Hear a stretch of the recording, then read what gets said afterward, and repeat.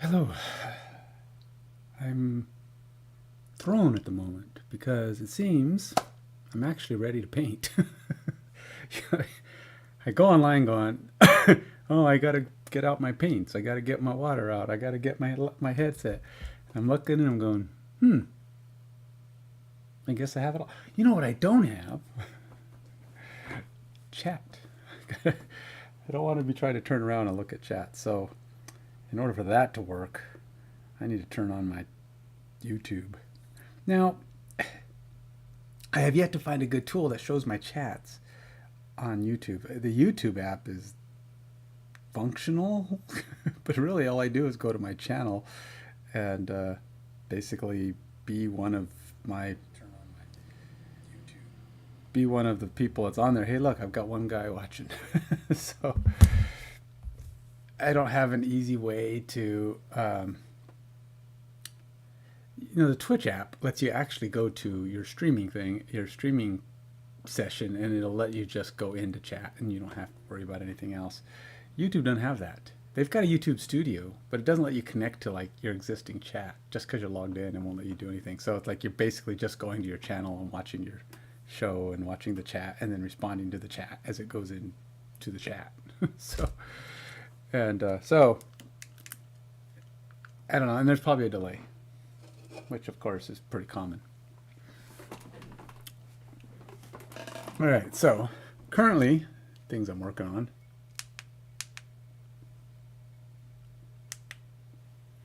All right, so this is one guy. This is the guy I'm currently working on, trying to finish up. This is a werebear who I'm actually planning to use as my as part of my monk. My monk is a changeling, and he can change into various forms, and as long as they meet the same criteria of what he's got to start with. Like, so my changeling starts off as a humanoid. So basically all the characters have to be kind of humanoid in shaped. And you can change your voice, you can change your size between small and medium, and you can also be whatever. So I can have things like a tail. See, this guy's got a little stubby tail. I can do a tail, but I can't control the tail. So in order for that to work, I have to pick something that's not going to be unwieldy. So I wouldn't want to like try to grow a tail in my changelingness, and then not just have it dragging around on the floor because there's no musculature to work with. And same with like wings and horns and stuff like that. You can do small horns. They're just, it's cosmetic. And so if I had wings, I can't fly. I don't have musculature to control wings. So, but I've got a workaround for that.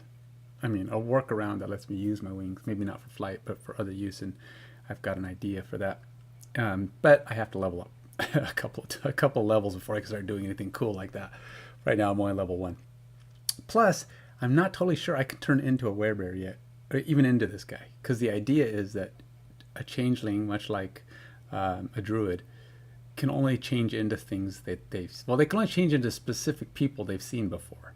So it's possible I can turn into a werebear. I don't know if I had to have seen a werebear before, but I mean, really what it is, I've seen a bear. So I just turned into one that can walk on his hind legs, essentially is what I'm doing. Because I'm not a bear. I don't have that. I'm not going to eat with my claws. I probably could still just talk in this form, because he's just a form. He's not really that creature. His body is shaped like that. So I'm trying to get him to the point. So he's getting pretty close to done. I finally got most colors done. I got to blend out this gray here. And the best way to do that, of course, is to put some grays. The dark gray that I have, maybe mix it in a little bit with my light gray over here, so I can have it be more transitional.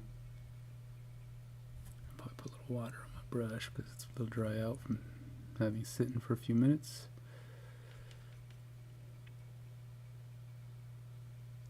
I don't really care to mix paints all that much with my good brushes, but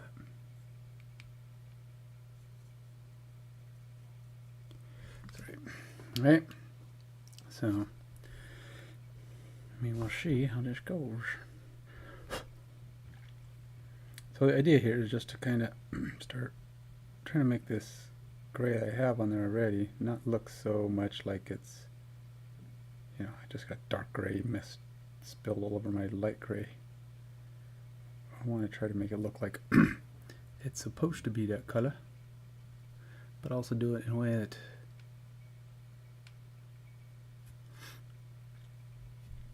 it just looks better. So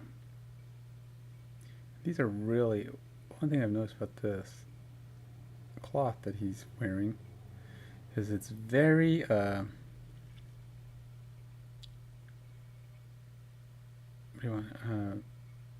very steep.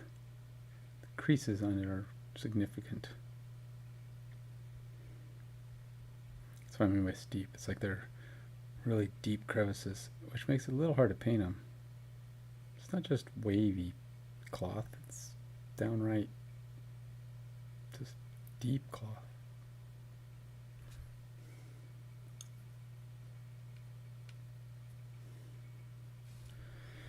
So, and then that means I got to change my brush angle quite a bit to hit it.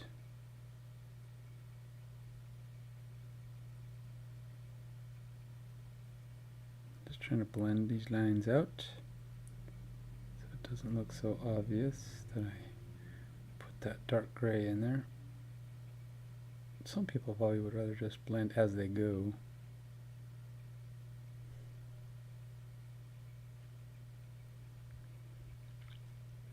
Which is understandable.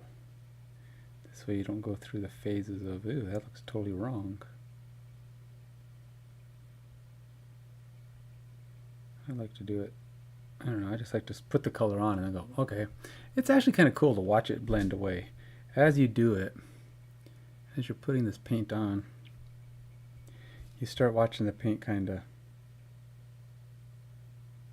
start to blend and the lines don't look so obvious, and then you start going, oh, it goes from looking like crap to looking pretty good. The only problem is when you start off that way, you go with the, let's start with the look like crap first plan, is you have to finish. It's too easy to go, if you're just blending a little bit at a time, you're like, I don't have to keep going. It looks good enough. Or you can forget, and then it's like you may never get to the, you know, the optimal point, because you will have just kind of said, I don't want to do anymore. But I tell you what, you do it this way, where you start off with too much of the, you have the dark and the light, and you're like, that does not look right. And until you blend it completely away, or blend it completely, it just looks terrible. And you're like, I gotta finish. I can't do this until, I can't leave it like this until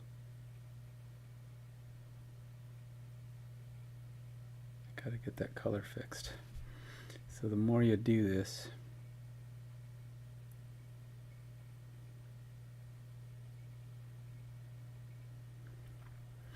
the more eventually you'll go, oh, alright, that looks like it's natural. That's the idea. Do you want to get this to a point where the transition to the darker is like, just looks like it's normal.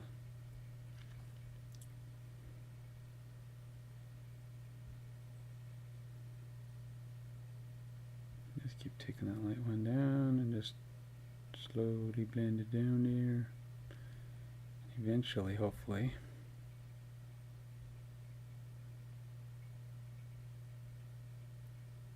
you get that effect you're looking for, just dark being in the crevices and the light being on the top, and then you're like, that don't look too bad. And you'd be surprised at how how deep colors you can go from light to dark of that color. Really easy if you're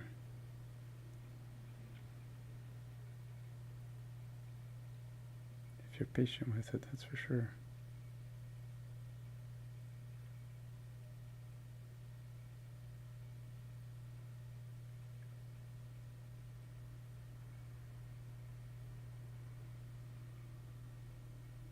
And okay, so one of the things I wanted to talk about during this particular stream was the XCase. And what is the plans? People like, I get people asking me a lot, when are you going to have more in stock? And I always have to tell them, don't know. I don't. I mean, really, I want to do it, but I haven't scheduled. See, we have to do this via Kickstarter. Just financially, the only way we can really get it going. It is going to happen. I will guarantee that. All I can say is it will happen. Unfortunately, I'm unable to say when. We do have a plan. There is a set strategy to when we start production. What that is basically I want to once we get 800 followers on Facebook, on our Active Minds Games Facebook page, that's when we will announce or schedule the Kickstarter, probably within a couple of months after that. We need the goal is 800. I'm currently at 400 followers. Using followers is my, and even then, it's taken us a while to gain. And we've had quite a few just in the last couple of months, so things are kind of starting to pick up a little bit, because we only had 200, I think. I want to say 5 months ago, so we've doubled, which is great, but it's still, it's still a little ways to go to get to 8. Got to double again. Theoretically, if it goes faster the second time, usually goes faster for each 100, but that may not necessarily hold true. But if we get to that point, we'll start announcing I think Kickstarter. But what I will probably do as we get closer is reach out to people. I'll send out some a posting or whatever, and have make sure that the people who have followed us are still active, and try to get a state of the follower. Are you ready to buy this? We're getting close. We're closing in on our 800, but we want to make sure that we've got most of those people ready to buy are ready, because that's what I was telling people. Just, I know they want to know about the XCase, they want to know when we have it in stock, but what we really need are people to follow us that are ready to back our Kickstarter. And so we keep pushing that, keep pushing, and then hopefully when that time comes, we'll be able to be successful. So that's why it's a slow go, but we do have big plans. Like I said, a lot of the design work for the big case, the Uber XCase, what I call it, the XCase XL, meaning extra large. It's going to be the size of 4 XCases, which is going to be pretty cool.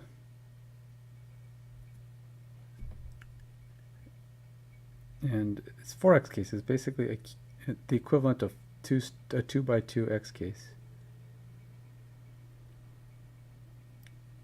And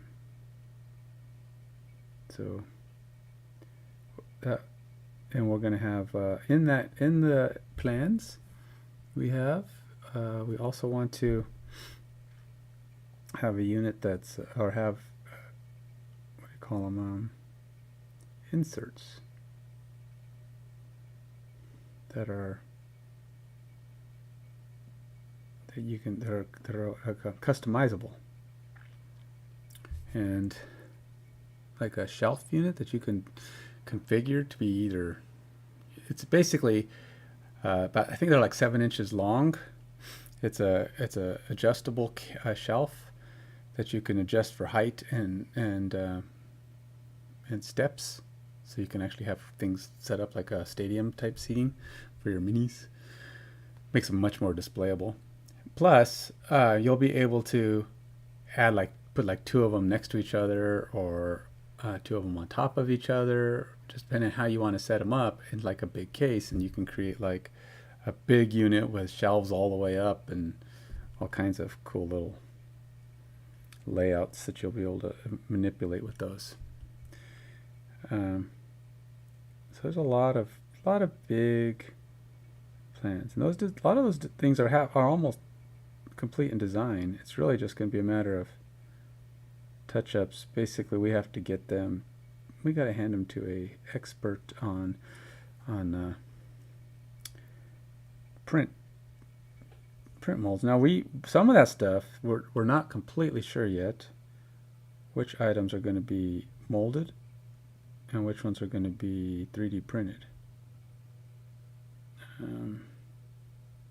It comes down to a lot of it's going to come down to orders and how we're going to. Some of that stuff will be maybe printed on demand.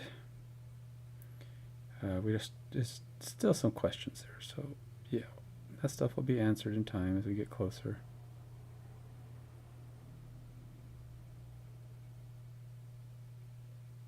But rest assured, I want people to know we are going forward with the XCase. It's just slow, and I apologize for that. We just got to do this right. This time we have plans to actually produce enough that if we sell out, we will have enough to make enough residual money, because that's part of the design this time. Last time it was make enough to pay off this production run, which we did. We sold out and we're like, hey, we're not in debt. We paid everything off, made a little bit of money, woohoo. But we didn't make enough to actually make more, because we're like, oh yeah, we needed to make more. That was a live and learn scenario there. I was like, oops. Well, really it's not oops. I kind of knew, but I wasn't sure how. So remember, when you make enough to make a whole production run, you're talking about making, probably 1,000 extra. It means 1,000 extra units have to be in stock, and you have to be able to make those units store. You have to store them. Which I tell you, you got to think cost. So you got to make enough to pay for the cost of storage while you're waiting to sell them out.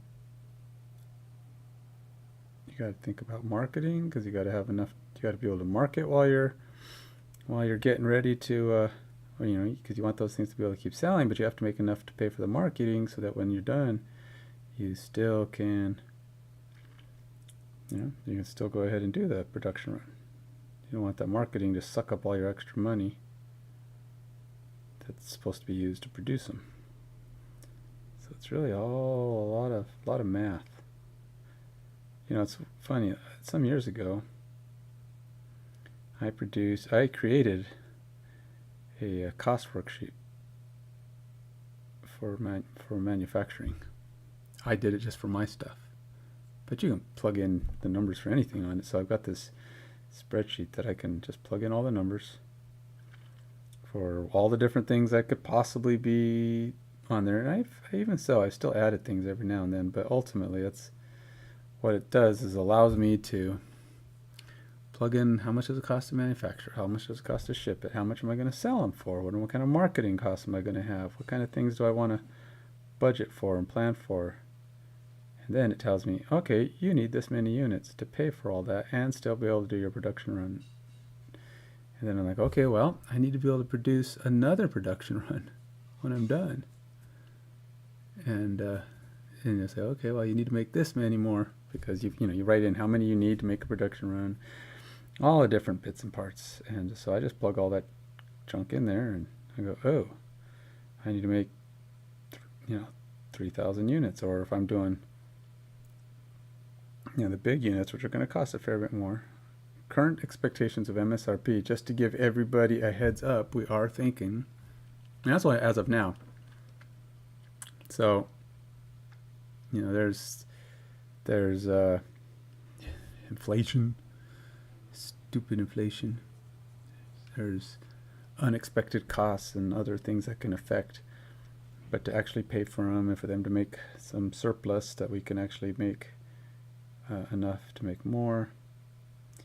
And that's a gamble. That's a trick too, because it's like you can charge a lot more, but if you charge too much more, then you can't sell them. You can't sell them. You can't make more. Nobody's going to want more because they're too expensive. So you got to get that right. You got to figure out that right balance. But right now, the big ones are going to cost around $30 a piece. As of this moment, you can expect the XLs will run around $30 a piece, give or take $1 or something. The XCase, which currently is $12 in the form that we were selling it for. We're changing materials, so it's not like we're just going to raise the price. We're actually changing materials to a much harder, also harder to mold. It's more work, I guess. And so we're going to polycarbonate. But what that does, that means we have to make the necessary changes to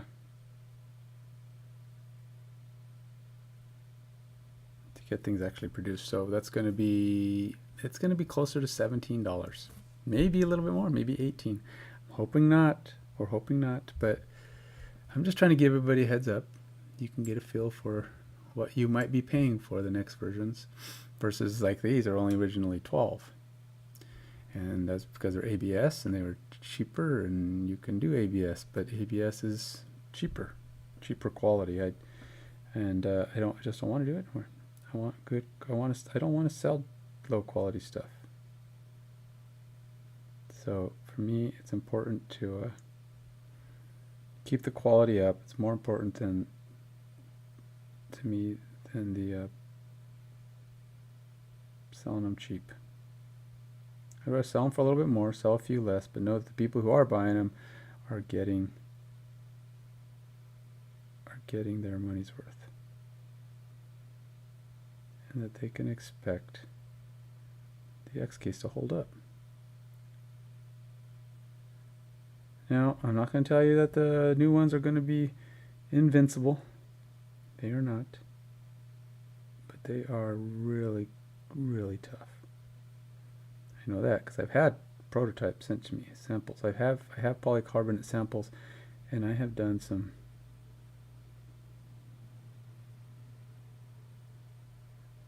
significant testing. Now, we did try to launch them once before, so I'm not telling you this is not our first attempt. This is our second attempt at getting the XCase XL and the polycarbonate cases produced.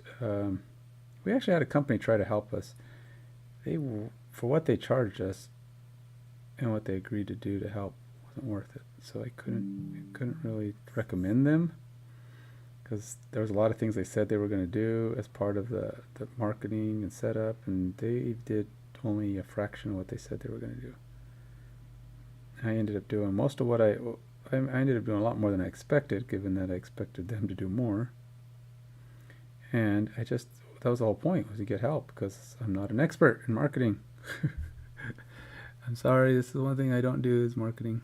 This is my marketing, you see? You know, and also marketing is expensive, so when you start paying people to do it, you hope that they're going to do a fair bit. And so that said, that's where we're at. We are trying to get to that point. And I'll demo. I have samples of the shelves and the drawers and all the cool stuff that we're gonna put out on the Kickstarter, and and we have some pictures of some of that stuff. If you go to like the Instagram, or go to Active Minds Games Instagram, or go to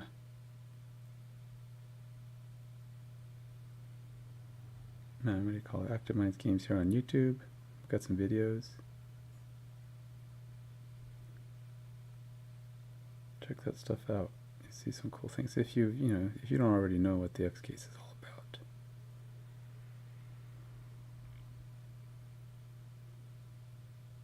Some people, I would imagine, if you've seen this before and you've come through if I sent this link out and you're following it from Active Minds Games already on Facebook, then you probably already know what the XCase is about. But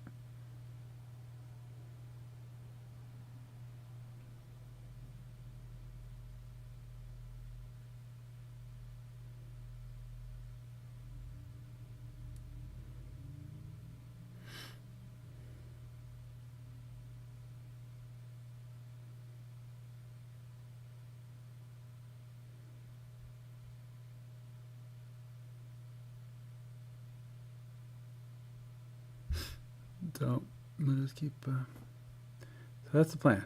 So there you go. Now you know what's happening with the XCase and how close are we? Probably not as close as I'd like. Definitely, unless something happens miraculously between. Now I don't expect right now. It would, based on current paces and follow and growth to my our stream plans, or what do you call it, our follower plans, follower goals.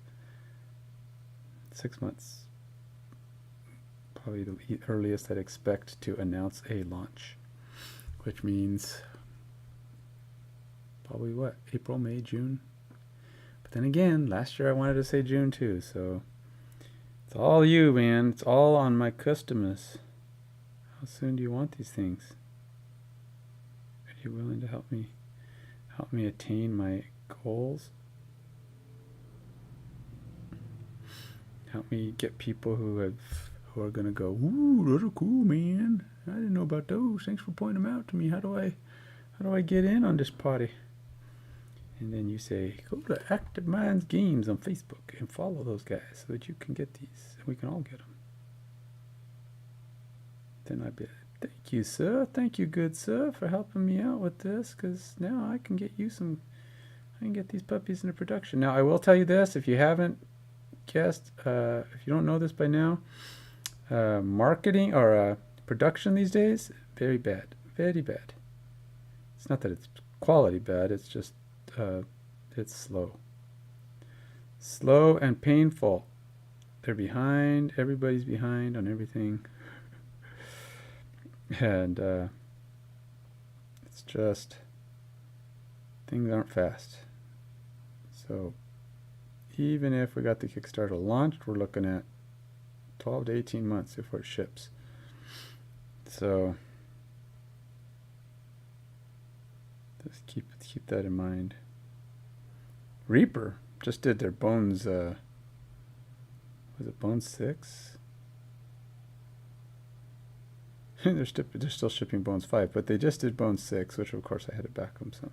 Because Reaper, okay, Reaper is a cool company. Oh, these guys, they make good products, they're great at customer service, and they treat me pretty well when I go to their conventions as a small store. I always do well. The people are good too. The people who follow Reaper, they like the XCase. Every time I've taken cases down there, I've sold out to when I go to their ReaperCon. So yeah, I have no qualms about Reaper and backing them and helping them out when I can. They're a bigger company than me, but hey, what can a small guy do but just get the word out for those guys, right? If you like them. Some people don't like following companies that are already big and successful, but I tell you, Reaper's worth it. Anyway, so I even want to make a custom case for them. They told me I could do it, and basically what it's going to do is they're branded cases that say Reaper on them, and so I've been looking at the best way to do that, because I actually will have a Reaper case, and I may actually work with them, give them some cases that they can sell. So I do have plans for stuff like that. I want to do other branded ones. I've thought about doing like Warhammer and those others. I just don't know them very well. I don't know anybody in those groups, and you have to get, you typically have to get permission before you start branding stuff, because if you don't, they could surprise you and go, cease and desist, sir. Stop trying to get money off of our product. It's like, dude, it's branded with your stuff. If I want to brand it, I'll brand it with my case. If I brand it with your stuff on it, I want you to get, you're the one going to gain from it. You could have the XCase with your name. It's like free marketing. Well, it's not free if I charge them. I'm not charging Reaper though. Maybe I'll sell them some cases so they can sell them themselves. Their official Reaper XCase. They're pretty cool. The Reaper, I was basically an etched glass Reaper design. It's their classic They're classic Reaper design, but it looks really good in the etch glass. I just have to figure out how well it etches onto a polycarbonate. I actually thought about just doing doing a mold, or doing an insert that I just put, hey, print a bunch of them with this mold, with this design on the back.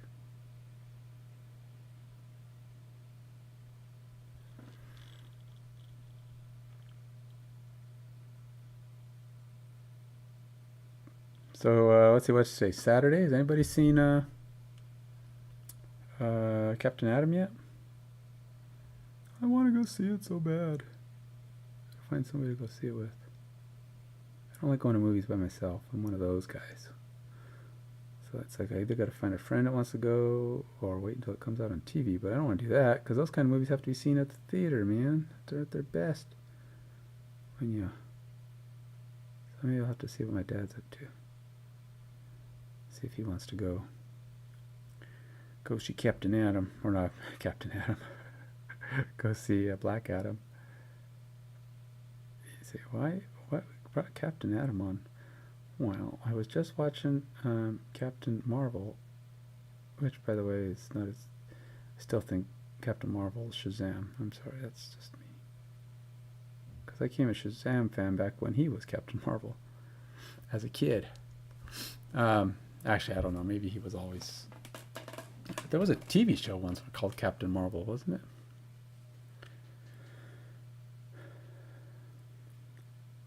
Oh, what did I do, man? I totally missed that. That underside is not right. Totally not right. After blending it all away, I missed this. I can always tell when my bristles start to split apart, that I am missing. My brush is drying out.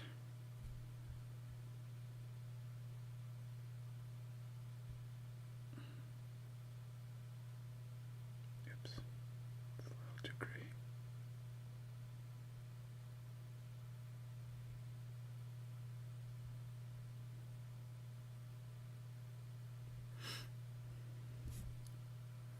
Get some darker gray in there. So I don't usually have to even worry about rinsing my brush when you're doing blending, because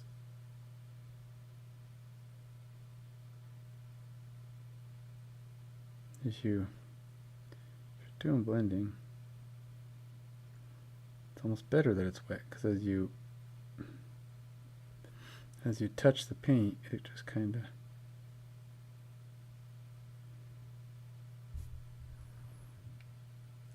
you end up with a different, you slightly more of the lighter or slightly more of the darker. But then when you put it on the wet just kind of blends it, because it just blurs into it. So you end up getting a nicer blend in a lot of times.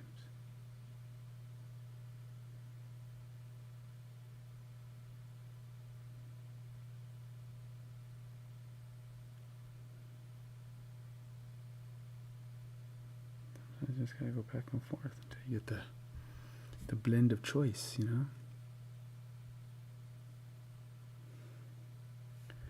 you don't want to go too dark, too light, too dark, too light.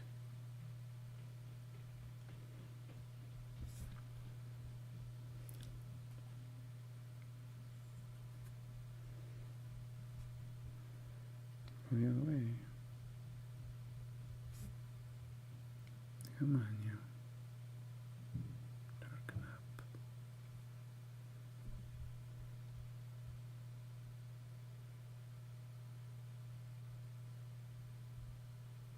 There we go.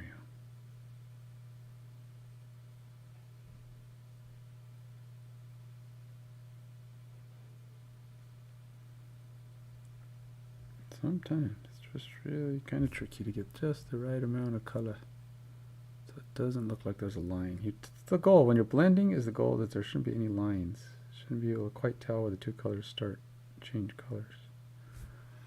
Because if you can tell where they change colors, then you're not really blended, right?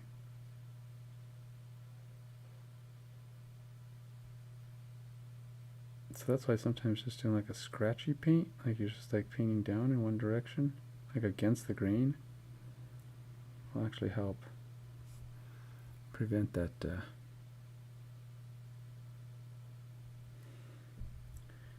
unwanted.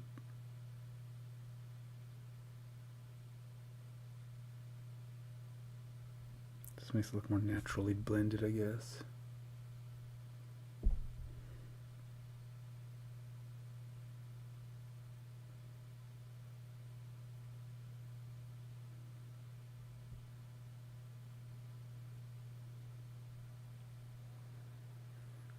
Alright, well, I think I'm getting close. I don't really, it's hard to say.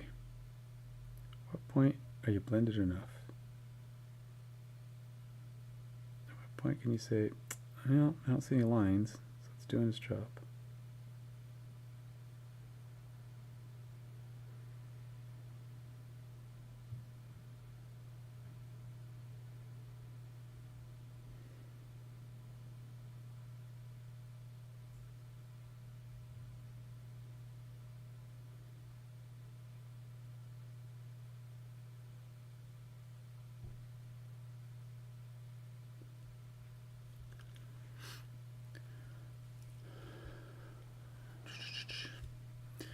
Alrighty, right on my mission. What's your mission? I haven't done any of the rocks underneath his feet. Let's go ahead and do some rock stuff, huh? Let's get those rocks grayed out and do some of the basing, the base parts of him. Let's see. I need some more gray.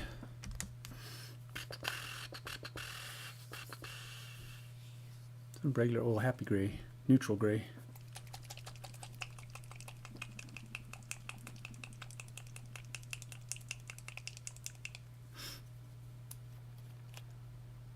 I'd like to have him done. I don't know he's going to be done, but I'd like to have him done. That would be, actually that's probably not the gray that is, that's just neutral gray, which is fine, but I actually had a light gray over here. That's fine. I'm just, for this purpose, this will work just fine. I'm just painting up this base here. I'm going to pretty much go over the whole base here with this rock. And then I'll use different shades of the gray to change the rocks or the dirt underneath. It's a lot. Got a lot of paint on my brush. That's alright. Got a lot of area to cover.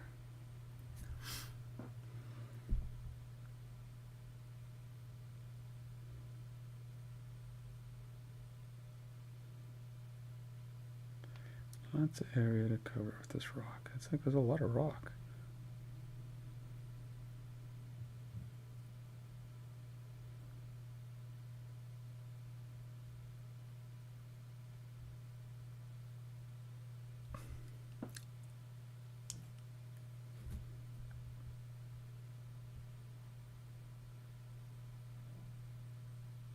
I think my wife might actually be home. She worked late today, but it's already past that time. She's supposed to be off at 1. Supposed to be off at 1, come home. I don't know what she's going to do. I'd like to go see Black Adam. She won't go see Black Adam, but there's another movie out called something about paradise. That's with George Clooney and Julia Roberts.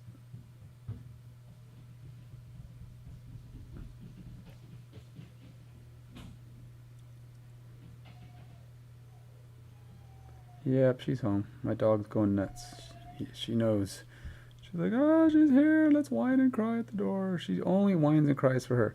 For me, she gets excited that I'm home, but she won't whine and cry about it. She's like, it's him. Yay, he's here. And Mom's home. She's like, oh, I'm so excited. I can't hold it in. I'm going to blow up. I'm going to go nuts. She goes really kind of crazy. Calm down, jeez. You can hear her up there whining like, why isn't she coming in? I'm so excited. But I think it's because my wife spoils them. When she comes home, she gives them treats. So they're not only seeing it as Mom's home, they're seeing it as, yes, mom's home and we're gonna get treats. I want treats. So, oh, I want treats so bad. Oh, wow, she's not coming in. I'm gonna die of hunger, starvation, and excitement all rolled up into one.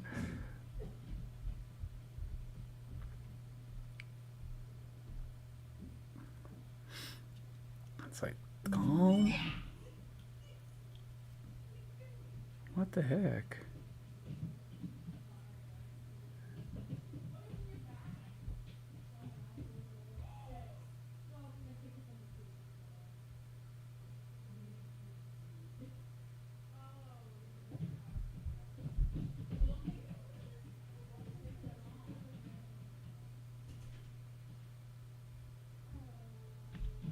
I was gonna make dessert tomorrow, I guess, but she wanted to get caramel apples.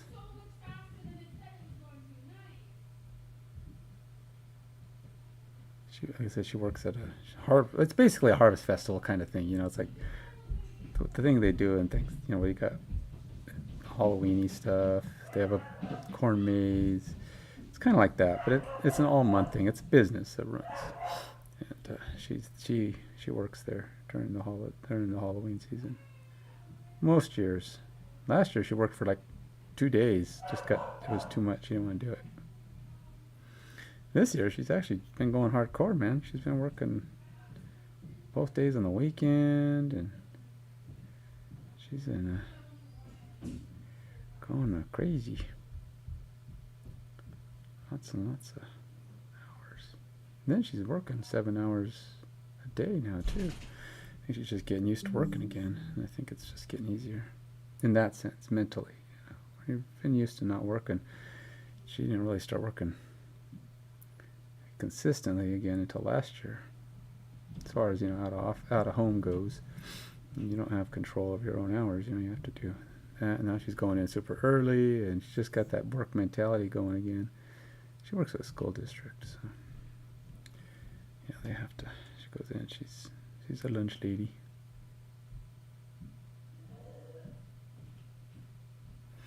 All right. Well, I got the basic rock down. Now I can start coloring it. Start separating it using maybe some gray washes. Start getting the detail out on this rock. Start adding some mud and dirt down to the spots where it's below the rock. As it sets in here.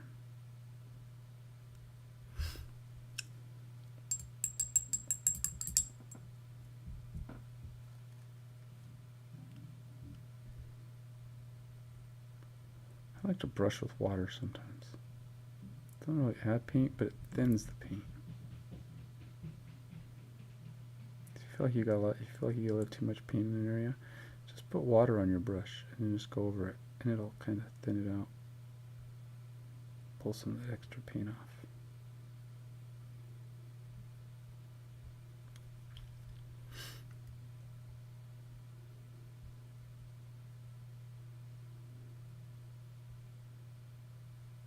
Right now I'm just trying to maybe make the tops a little bit more gray than the bottoms of these rocks. A little bit. You won't be able to see it much until I start putting contrast and stuff on here, but at least for now.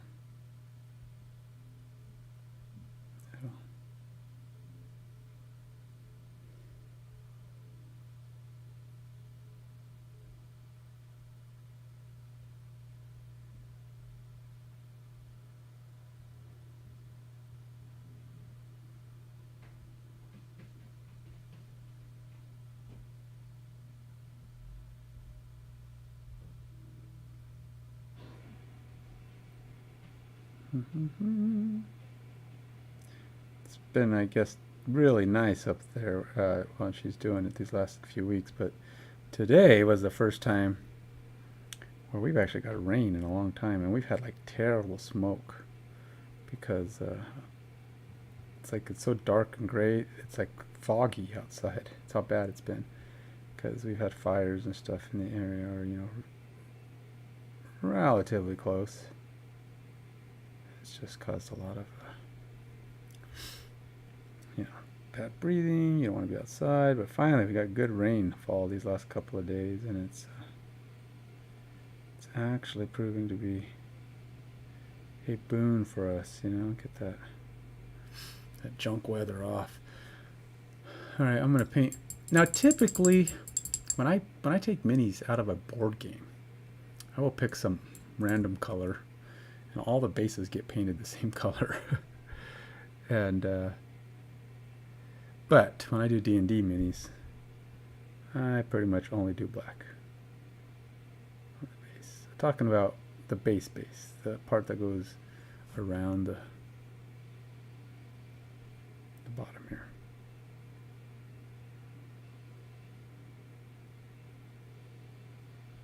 Now I have to do a lot of stuff on that base yet, where I got to do things like, so I'm doing this kind of as a detour while I wait for that to dry a little bit. I can add some wash or some darker color or whatever, but I gotta let that dry some.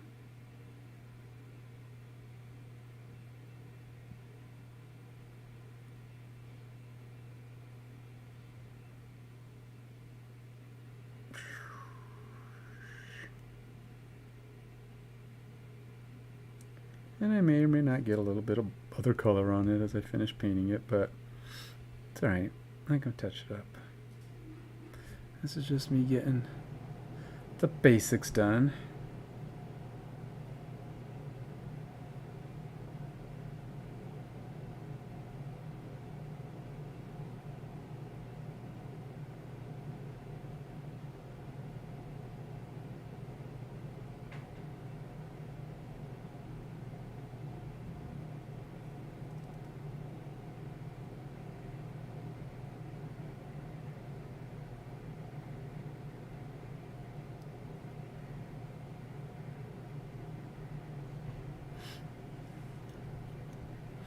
Getting all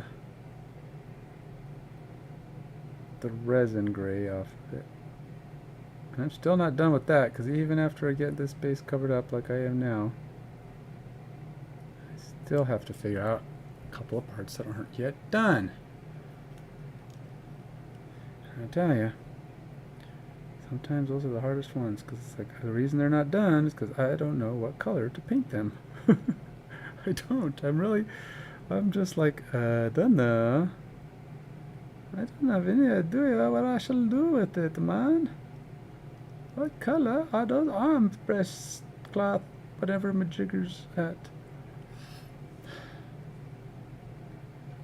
So, there's a lot of decision to be made there.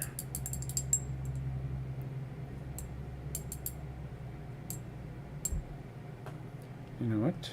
But I didn't paint, as I worked on his rear cloth there, did not work on his front cloth at all. And it's the same basic cloth.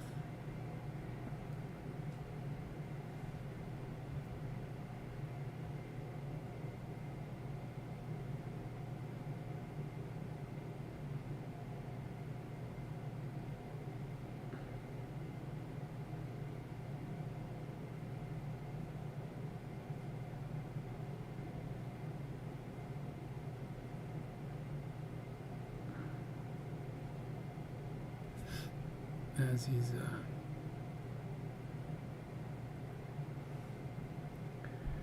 try to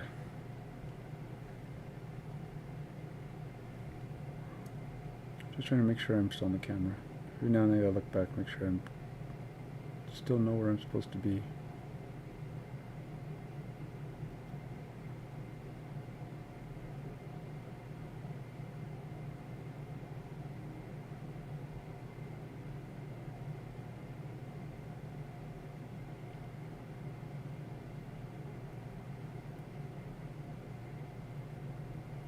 Then when you're like doing something underneath, you got stuff on the bottom that you don't want to touch, stuff on the top you don't want to touch, but you got to touch that guy in the middle.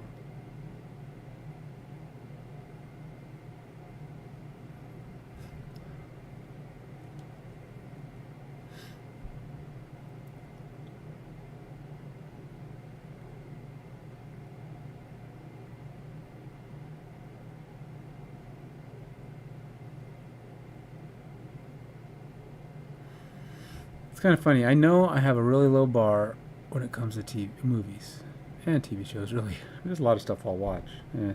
Low bar as far as quality goes. There are shows I won't watch because I just don't like the content, but there are shows that I just like. I like superhero, right? So I watch a lot of superhero shows, even if they're not that good. Now, yes, there are some that have just been too not good. They do exist. Even with my low bar, I struggle to watch some shows because I'm like, yeah, no, not for me, thanks. I gave you a chance. You're really bad. I can't watch this anymore. So there is that. It does exist in the world. The junk that even I won't watch.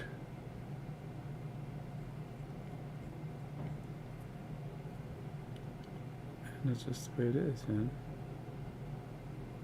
But I watch a lot of shows lately, and I've actually thought most of these Marvel shows haven't been that bad. And so then I'm watching on YouTube, and I'm going, you guys going, do you ever wonder why all these Marvel shows are so terrible? I'm like, oh wait, they're terrible? Guess I don't know. I guess my bar is too low. I don't understand. I thought they were adequate. I mean, I just have tempered expectations. I don't expect TV shows to be as good as movies. People expect TV shows to be like blockbuster hits, movies. It's like, well, all right. I know they're superhero shows. You expect every show that it comes out at the movies, every show that comes on, because it's based in the Marvel universe, it has to be just as good, high quality, like the movies. I'm like, well, if you expect that, you're gonna be disappointed. It's not how it works. TV, sadly, is not as there's just not as much money in TV, right? You can't produce crazy expensive movies or TV shows. Just the way it goes, man. If that's what you're expecting, yeah, well, you're going to be disappointed.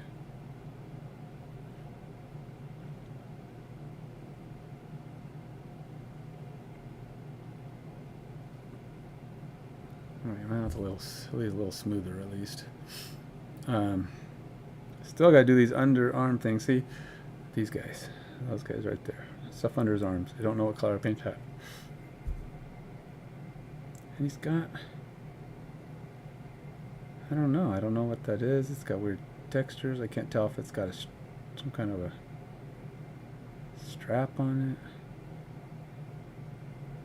But everything I put on him is kind of gray, so I think I'll just go with gray, I guess.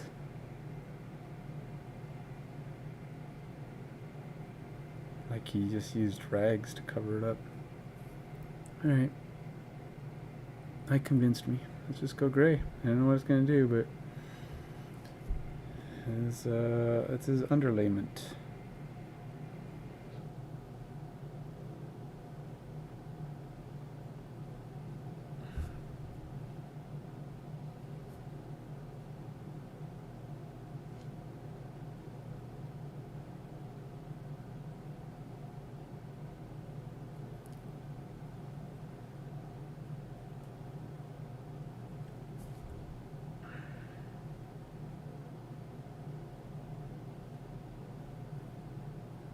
I gotta do it carefully though. I don't want to get it all over my rope.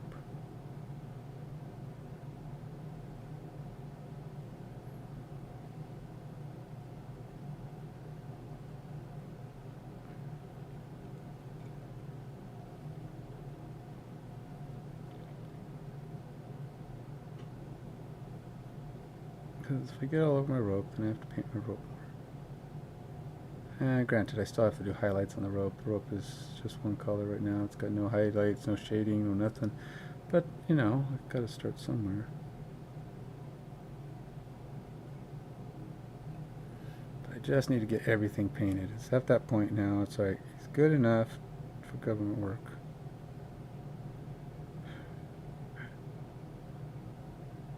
No, it's not government work, I'm just saying.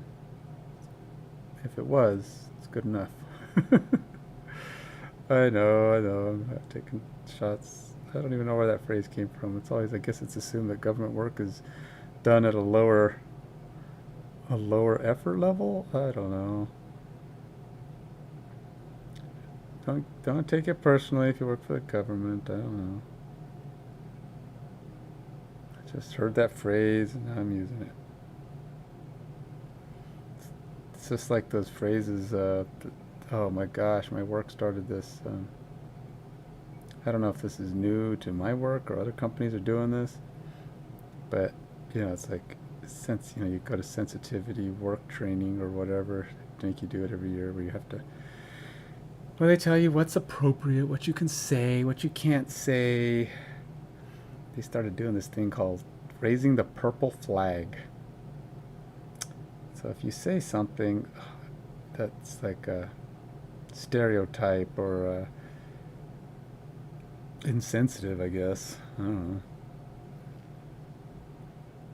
know. Somebody goes, "Oh, purple flag. Oh, I didn't even realize I was doing it." The little movies that they show during this training. You're like, really? You'll expect someone to say, "Oh, purple flag on you. You used a term that was derived in the 1640s from the slave trade." I'm like, I didn't know that, and it doesn't sound anything like that, and that's not how it's used. It's like, but that's where it came from. It's like, well, good for you, Mr. Knowledge Head, but that doesn't mean I'm trying to be insulting. I don't even think most people know that this term comes from that. It said they had all kinds of stuff that was like that, and I'm like, these aren't even, what are you talking about? Guys, this is dumb. These are just phrases that don't mean anything, and I don't know anybody who would even know some of the things that they said about some of these phrases. Yes, there probably will be some. There are groups and stuff that go out of their way to find reasons to be offended by everything, but I think the majority of people, like, I didn't know that phrase had anything to do with the war or directed at aliens or, I mean, Asians or Mexicans or whatever. It's like, and they mentioned a couple that were Mexican related, and I'm like, that wouldn't offend me in the least. In fact, I wouldn't even care. I wouldn't even notice you said it because it means that little. It's like, and the reason there are phrases that, yeah, I could get offended if. And it's funny. It's like, what was one of the phrases somebody used one time on, I don't know, like gringo or something. And I says, I'm not a gringo, I'm a Mexican, And it's like, oh, I guess then it probably didn't insult you, did it? And I'm like, why would it insult me? For one, all you did is refer to me as a white guy. And non-Mexican. I don't even know the exact definition of what gringo means. I think it's like a white guy, a non-Mexican. It's a stranger. But still. Now, there are terms, but some, now, I called my cousin one time. Called him a punk. He got crazy offended. And I'm like, wow. I mean, yeah, it's an insult. He was being a jerk. Punk. But he got offended like I just called out his mama. I was like, what the heck? That was way a disproportionate response to that insult, or to that phrase. But, so, yeah, people can get offended by all kinds of things, I don't even, like I said, I don't even know why. I don't know why the word was so offensive to him. I mean, so much so that it was like I significantly crossed the line. He was using it like I had just used the N word on the wrong demographic. I'm not, because I'm not. There's certain phrases that certain people can't use. You can't use phrases. The only people who are allowed to use phrases like the N word are those that are in that. Those that would be otherwise insulted by it are the only ones that can use it without causing problems. It's like if you would not be insulted by it, then you are not the crowd. You're not the one. You should not be using it. So you should never be using foul language on people. I don't ever use words like that. I don't use words like that because I don't do it. I just don't use. I rarely ever use the F word. I mean, like, I have to be infuriatingly mad. And if I'm using words like that to insult somebody, which I don't know that I've ever really done that. I've done it in anger, like, F that, or I'm not effing happy about this, or blah, blah, blah, when things are really blowing up. But I've never, I just don't use words like that. I was not brought up that way. And that doesn't mean anything. I mean, I know a lot of people who weren't brought up that way but do it. My kids, none of them were brought up to use foul language, and it was never accepted. So they all use it. Not constantly, but they use it like in their day-to-day. They get excited or angry or whatever, they'll let those words out. And there's nothing I can do about it. They're adults now, but so simply being raised to avoid bad language, sadly, is not always going to be enough to stop people. Much in the same way people have thought they raised their kids good and ended up with Ted Bundy or Dahmer or whatever. They don't know what went wrong, but it happens. And there's nothing you can do except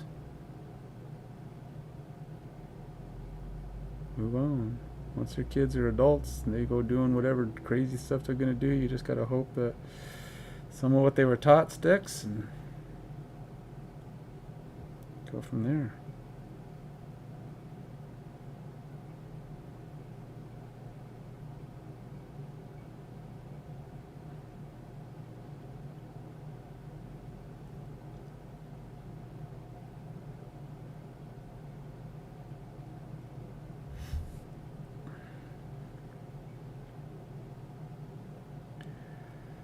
So I know I mentioned on my start of my stream, that I was going to be talking about football.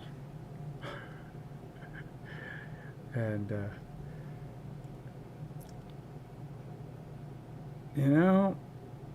I'm a Broncos fan. And I'll be a fan of theirs until I die. Won't take a lot, but there's going to be times, I'll tell you, that I am not happy with the way things are going with my team. Now, I'm not talking just about how they played, at one point or another, but the way they spend money, the way they plan stuff. They're trying. I mean, I get it. There's a lot of pressure on all the guys who run these teams, right? I mean, the coaches, the owners. Success is expected. Now, and you own a team like Denver, like the Broncos, that have had pretty much continued success. Even in their bad years, they were good, right? So, not counting recently. But up until about 2015, from pretty much 2000, or from 1975 on, Denver has been a competitive team. And they've been in 9 Super Bowls or 8 Super Bowls. They haven't won them all, but I mean, they've been in the race all the time, and the fans come to expect that. They're constantly from 1980 to 2015, Denver had the best record in the NFL. Over all that time, nobody had won more games than Denver. Now the gap, I think it was like 5 games, and it was between them and Patriots, and then there was a more significant gap between the next team. But Denver's done so bad recently. Who knows? They may not even be in the top 5 anymore, because things have gone downhill for them. But Denver has also had a pretty significant. Not their success is shown in the fact that they've also been in a Super Bowl or near to a Super Bowl every decade since the 70s, and they started in the 60s. So only 2 decades in their existence Were they not in the Super Bowl?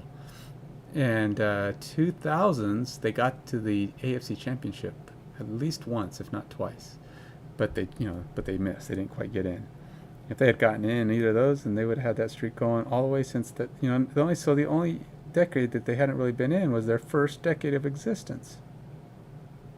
And now, granted, we're still working on the 2020s, and it's still early, so who knows? But Denver's managed to be pretty consistent in that sense, always managing to come through for their fans. What the heck is that on my? It's like a chunk of paint of some kind. I don't know what the heck. Go away. It's like a flake of paint, but I don't know where it came from. All right. Well, we need to make that look a little raggier.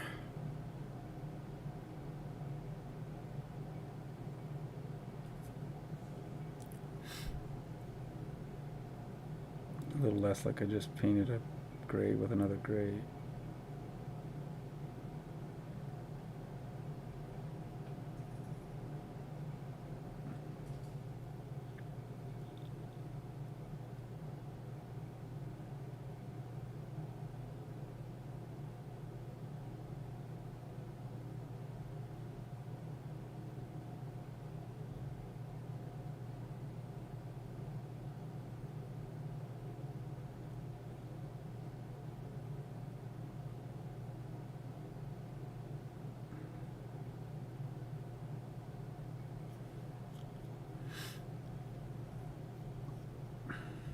Just adding some texture in here, and then I'll go back and smooth it out.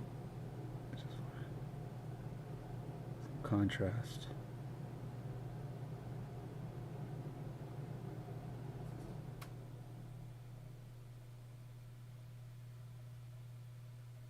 Because what I don't want is this to look like it's just one big blurry gray. No, it's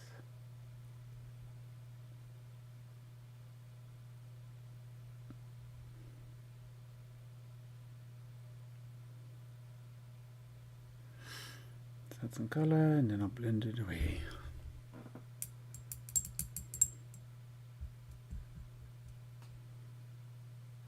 Go back to my original gray, I guess.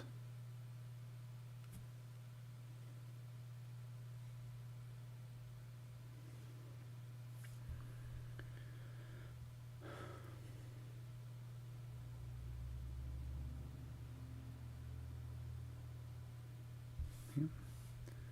Way more wet or thick than I expected.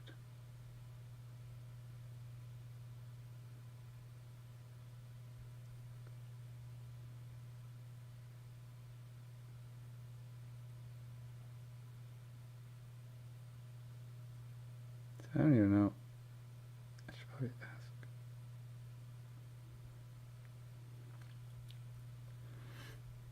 Just adding color or contrast is what I'm trying to do here.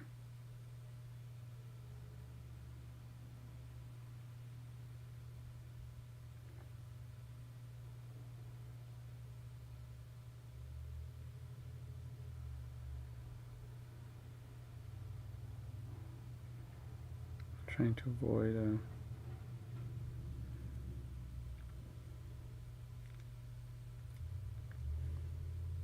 it's like it needs to be lighter, like a lighter gray. Like I need to get my light gray back, which I don't think I have any more of.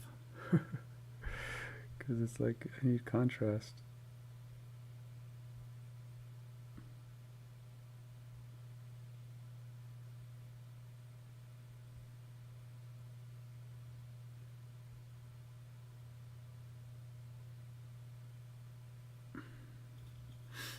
Just trying to make sure that this thing looks like it's something.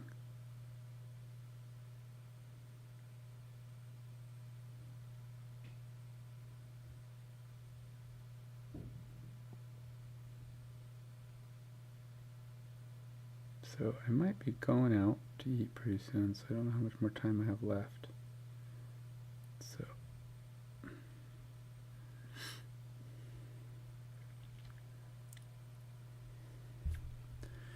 I'll just kind of keep plugging away here for a minute.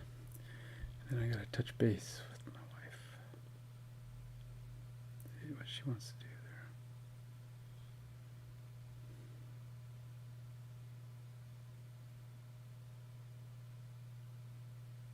I will say this, I really like these brushes. I'll say that now. Say it again, I've said it before, I really like these brushes. This is one of my favorite brushes right here.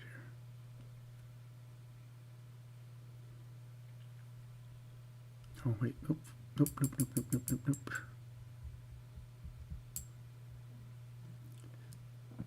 It's supposed to be wolf gray.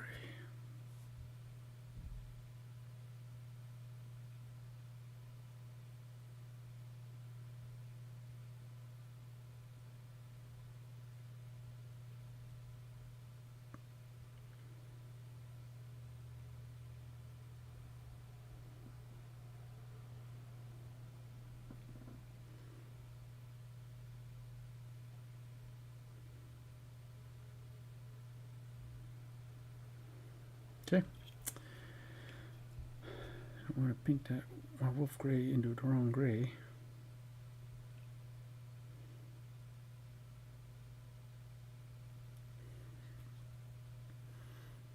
Thing is, I think I might actually be coming close to the end of this guy. Still got some touching up on the base and stuff, but he is getting really close.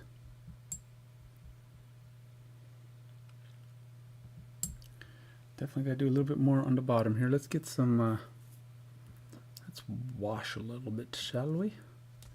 Let's see about seeing if I can get me some darker gray into the cracks and crevices. Could probably do that with my dark gray that I have here. Let's see here.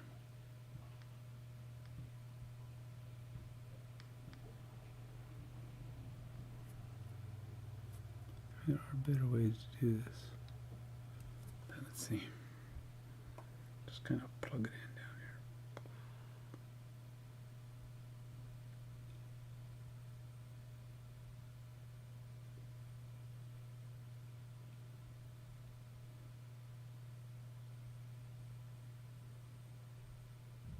So here I'm just trying to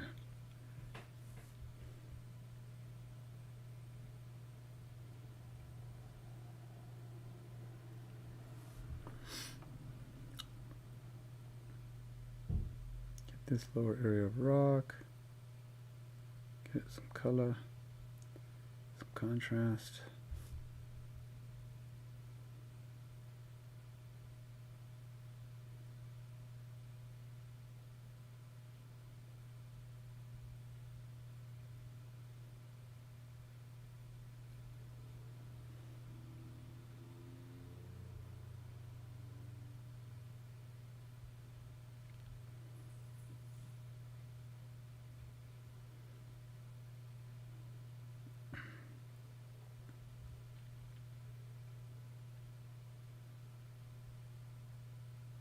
There we go. Just something simple like that actually really makes a big difference in just making the rocks pop a lot more.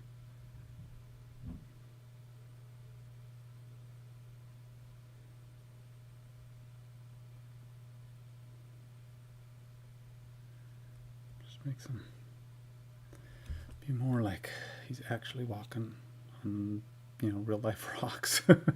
I still don't know what this weird thing is though. I don't know what that is. I can't figure out some kind of, is it supposed to be moss?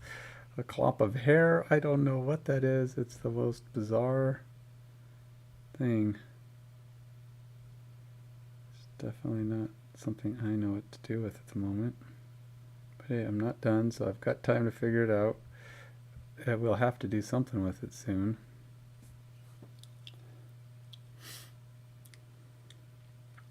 So, okay, I have somewhere in here, let's see, we'll make a comparison, if I can find him anyway.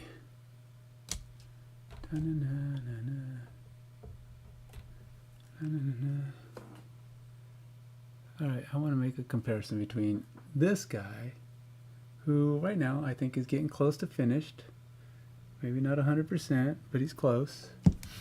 And I want to, and a bear, that's just a bear. Okay. This is a bear that's painted by WizKids. Or not WizKids, but Wizards of the Coast. Okay, Wizards of the Coast did paint it, but you know, it's one of their minis. Before they stopped making minis.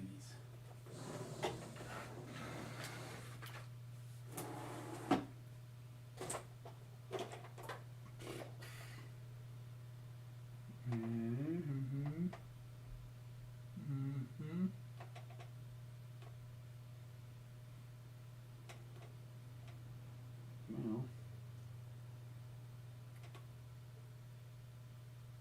maybe not. Could have swore I had. Maybe he's in here. Oh, that's the minis I took over there. Oh, I should. Oh, then there was the one guy I wanted to speed paint because he's in the campaign we're playing tomorrow, and where'd he go? I don't even have him in here. Oh no, gotta put him back. Nope, those are my monks. Hold on, I'm coming. I'll be there momentarily. Momentarily for sure. I'm not like just off screen for the fun of it. There is. The wonderful is that there is.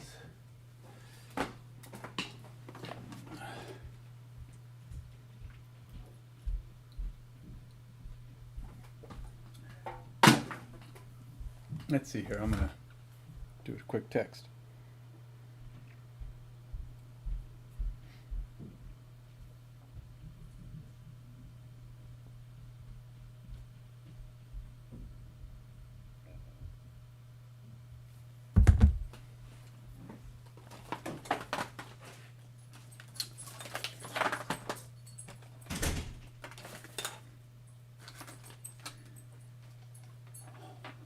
Hey.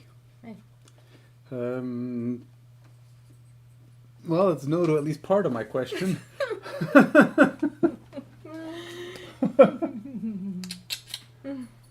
Just gonna say if you wanted to go to a movie and dinner. No. I know you're pretty tired. A long day. Yeah.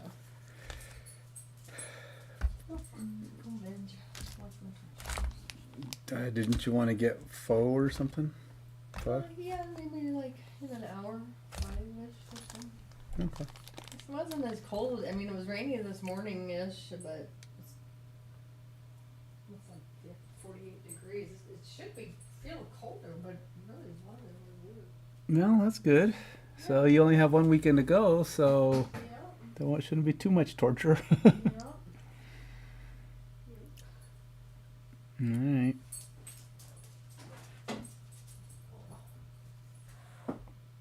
I cannot find what I was looking for. I wanted to compare it to, I could have swore, I know I have a painted bear, but it's not a werebear. I mean, it's not a direct comparison because, you know, I don't have, I bought it because I didn't have a werebear. Oh, wait, here we go. Nope, that's a boar. It's a wild boar. That's not what I'm looking for. Not it. Not it. Got an ogre. So, werebear versus ogre. Who do you think? I don't know. Werebear looks a little outsized. That looks like that could be a difficult match. Get away from me, dog.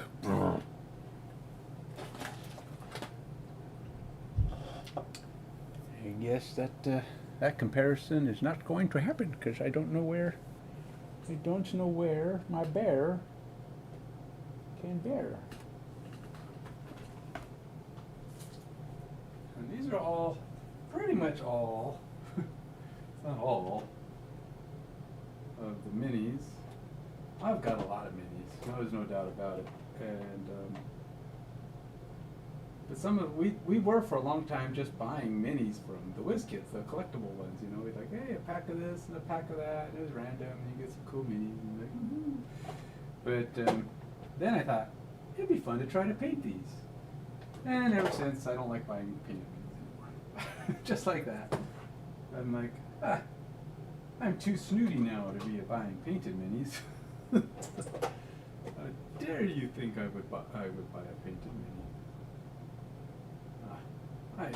I am above that. Huh, oh that's a knoll. Or a rat man, I don't know what that is. But I do not see a bear. I know I have a bear, somewhere a bear exists, and at some point in the future, I will come across a bear, and I'll be like, there's my bear!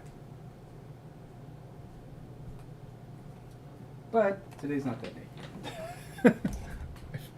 I do this. It's like I have all these cases, and it's like I organize them. These are the bear monsters. These are the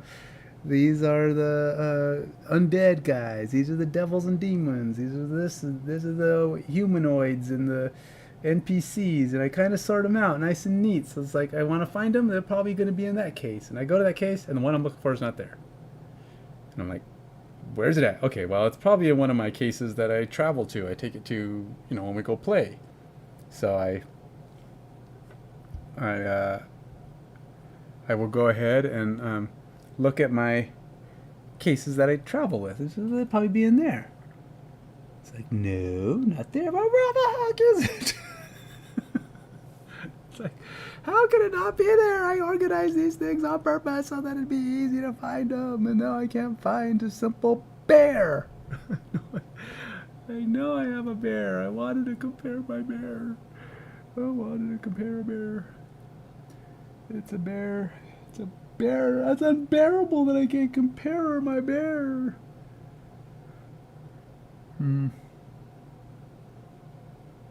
And then my brain gets stuck on it. So it's like I can keep talking, but my eyes will keep looking. My eyes will keep walking. Now I have another bear here that's not painted. It's just an Etsy bear, and he's a big mean grizzly bear. Not bigger than this, but do you think my werebear can take him?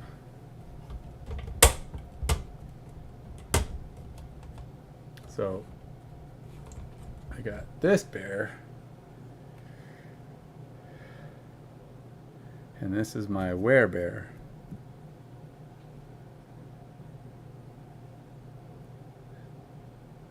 My werebear's smaller. That bear there looks like he's a feral bear. He's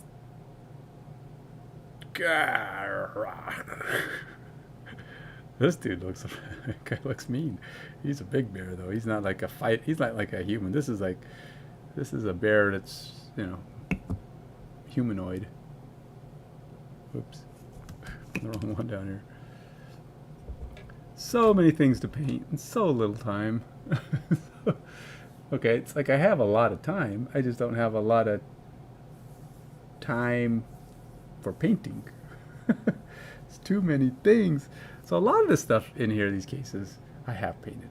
It's like I've got devils and demons and other sorts of bad guys. Oh, I can make a devil comparison. Okay, so this one I can do. I just saw one of the Whiz Kids devils that I have back here. Oh, hey, I found my bear. I told you, as soon as I'm not looking for that guy, I'll find it. Okay, so I have. I'm gonna pull out this devilly guy. Oh, here he is. Right. Now he's not the same colors as the the devils I painted, and he's quite a bit bigger actually. Because I don't usually buy big minis like this. This is a big mini. Okay, so this is just a bear, So if I really wanted to make a direct comparison, I'd be better off painting that bear, and then comparing them. This bear might even be, comparatively speaking, he's even bigger than that one. This bear, that's a mean looking bear. No, that's actually pretty good. I mean, he's got some shading in there. You can tell he's got the black underneath his hair and black under his, and he's got a lot of black on his face, which makes him more scary looking. He looks pretty intimidating. So it'll be interesting to get this guy painted and have him comparatively. But that's a mean looking bear. That's a good. That's actually not a bad bear from WizKids. Bad paint job. But you know, speaking of, I mean, mine has a lot more stuff going on. But I do like that darker face. There are some things about this I could actually gain from this. I think. I mean, in comparison, if I was to be like, what can I improve on this guy? I do like that they made him darker, and I guess face darker makes him meaner looking. So that's something to think about. I could probably darken up his face a little bit, but then again, mine is really not meant to be an actual bear. He's a werebear. He's a different kind of character. But still, as he comes closer to finished, he'll definitely, have his position. Okay, so devil. This is a WizKids devil. Not much going on that. That guy could use a lot of color change. Just even, I mean, look, they just slopped brown on him. A couple of black spots here and there, but they didn't shade, no highlights, no nothing. This guy's got nothing. Literally just a slop of color. He's not even really all that great of a model, I guess, really.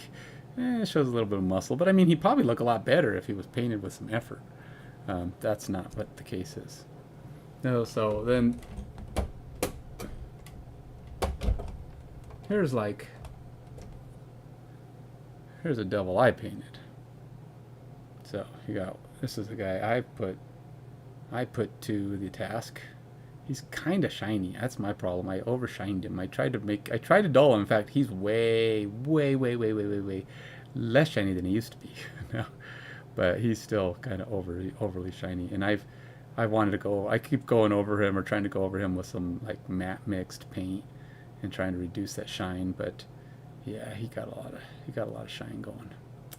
His buddy here, who I painted after, I managed to get a lot less sheen going. See, these are the two devils I painted, and you can see they're quite a bit more going on. And I painted them in reverse Technicolor. This guy, I did the top down, red on top, black on bottom approach. Now this is actually more standard. You do the light colors on top and the dark on the bottom, and then you paint and you call it out. This guy I did in reverse purposely, so like you can see he's really red this way but pretty much black that way. I wanted to design him that way. I wanted him to, I feel like it gave him a cool kind of darkness, more demonic look. And I think it came out pretty good, to be honest, but like I said, if it wasn't for all that shine, I wish I could figure out a good way to dull him down without wrecking the paint job. One of the things I like about him too is his molten lava staff. I put on, make it. Oh, and you probably can't even tell, but these little balls on the staff are eyeballs. They look really cool under magnification, but you probably can't see that.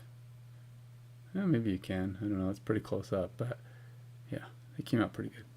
They're not great. I mean, they're just, again, it's my quality good.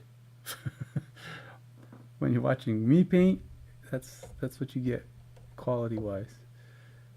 There's things, that I could have probably done a little better with the shine, but I have not mastered all the little intricacies of getting shine and stuff right.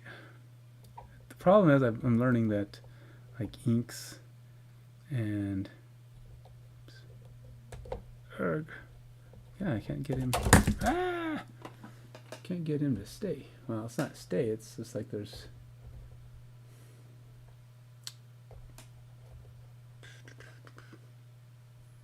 Let's put him back and back.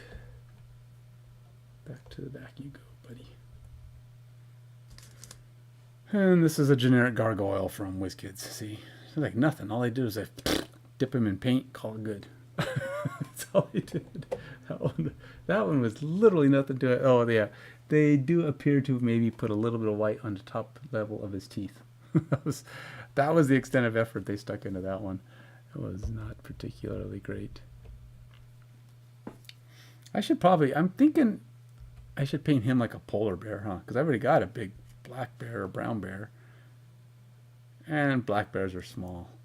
So this guy should probably be like a polar bear, which would be awkward because aren't polar bears supposed to be the big ones? The polar bears are the biggest bear, right? And right up there with grizzlies. This guy, I don't even know if he don't even look like he's normal bear. He looks like he's half dog bear. That head of his doesn't look, or monkey bear. That face of his is not quite right, I think. That bear's got an odd snoot. I don't know what it is. What are you gonna do about it, huh? Come at me. Tease the bear. All right. So I guess I can keep painting since we're not going anywhere yet. Guess we're not gonna go out. Kind of wanted to. I wonder if I should text somebody and see if they want to go see Black Adam. Is Black Adam? I probably can't even go see Black Adam tonight. Huh? It's probably full. I bet you it's full. Everybody's like, I want to go see Black Adam. Everybody else in the world wants to go see Black Adam, but no, my friends don't want to go see Black Adam. I got too much going on. I got a life. I can't go see movies. What kind of nonsense are you talking about? Whatever. I got a movie. I got a life. I got life too. That's why we can't coordinate and go see Black Adam together, because they want to go when I can't go, and I can't go when they want to go. It says playing now. Where's Black Adam? There it is.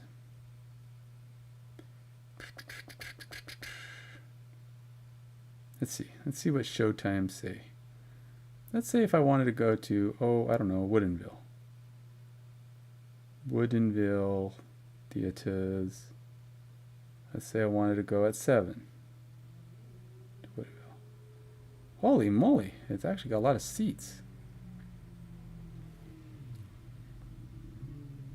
You know what? I'm gonna text my dad. See if he wants to go see it at 7.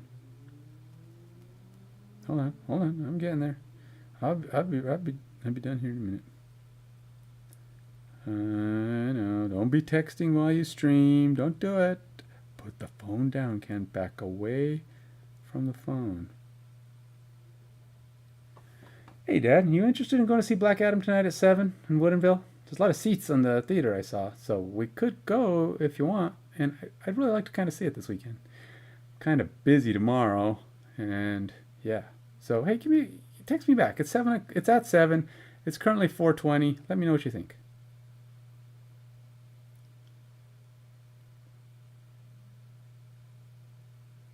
I just text him. It's easier. A voice text. It's easier, faster, and you can hear the person talk. You don't have to typo. You don't have to worry about stupid chat deciding that you meant the F word when you meant the luck word. I wonder what the F word is. Oh, luck. Got it. Never mind. So, all right. So yeah, he's coming together pretty nicely. But I do need to get some more contrast on that log.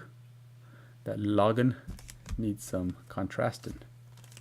And I'm needing to figure out where one guy went that's supposed to be in our campaign tomorrow.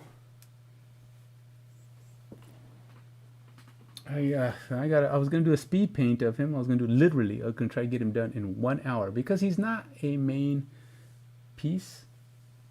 In other words, he's not like one of the ones I bought. He's nothing special. He's just a dude with a couple of swords, and he's unpainted. And that was enough to qualify him for a speed paint because he's needed in a campaign. And I have to be him. I have to be him for I have to beat him in the campaign because I'm a changeling, and part of our plan was to sneak in as this dude being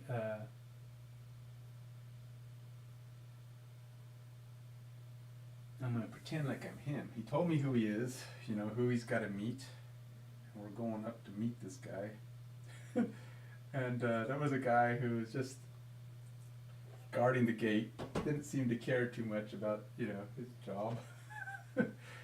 And I went up. We went up on the thing. We got him to let us in because I looked like the guy he expected me to be. And we had him come back up, and he dropped the ladder down for us. We came up, and as we didn't want him to pull the ladder back up because we were trying to sneak in, so I was trying to help the rest of my party get in, so I shoved him off this cliff. Just while he was doing it. And it was only like a 10 feet drop or whatever. And my campaign partner, she doesn't like me much as a character because she doesn't know me, and I'm new. She doesn't believe who I am, for one thing. And she was like, "What'd you do? Why'd you push him off? He didn't die." But I thought my party was gonna try to kill him. But what they did instead was they confused him. They put some kind of they cast some spell on him, made him think that he was a friend of theirs, and they walked back. They sent him back to town to meet at a bar or something. To meet at a tavern. The guy's like, one second he's guarding the cave, the next second he's gonna find himself when it wears off.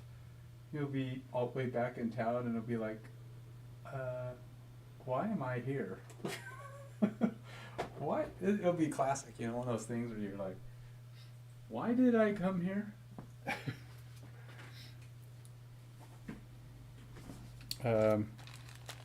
You go into the bed, you know, like when you go into the bedroom and you're like, I know I came in here for something, but he's going to be more like, I'm not supposed to be here. I'm supposed to be guarding. I was like, I helping up Joe. I don't remember my character, who this guy is supposed to be. One second I'm helping him come up the building. Next thing I know, I'm walking back to town. Next thing I know, I'm walking into town, a tavern, planning to meet somebody for drinks or whatever it is. And I don't even know who that guy was. Why was I going to meet him for drinks? So meanwhile, by the time he realizes all that, hopefully we will have dealt with the people we need to deal with. So yeah. I can't find this guy. He's just a dude who has 2 swords, and I had him out because I was planning to paint him today, and I don't see him. See, this is what happens. I think I'm organized 1 second, and the next second I'm like, I don't know where everybody went. Where did these? A lot of times I have my guys to be worked on are in these cases, but in this case, I don't have him in the case. Oh, there he is. I found him.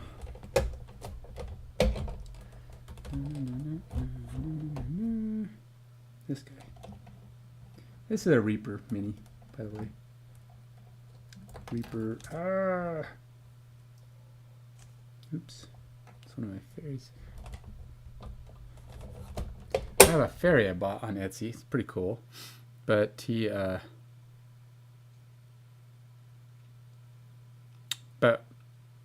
has like one tiny toe is all that touches the ground.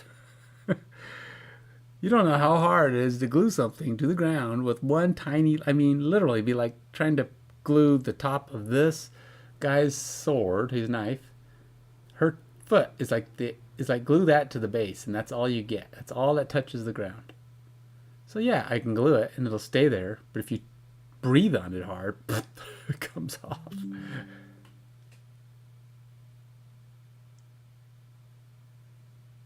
What was that?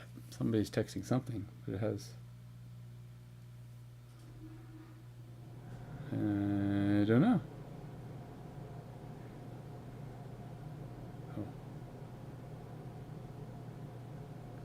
Done some research, and it seems that flamingos in Riviera and Nayarit is a good choice for our next vacation. Summer points begin May 6th. On Saturday, we can do any week after that. I'd rather start on a weekday. Please visit website myuvc. I'd like to get our week scheduled by this Tuesday or Wednesday. Check it out.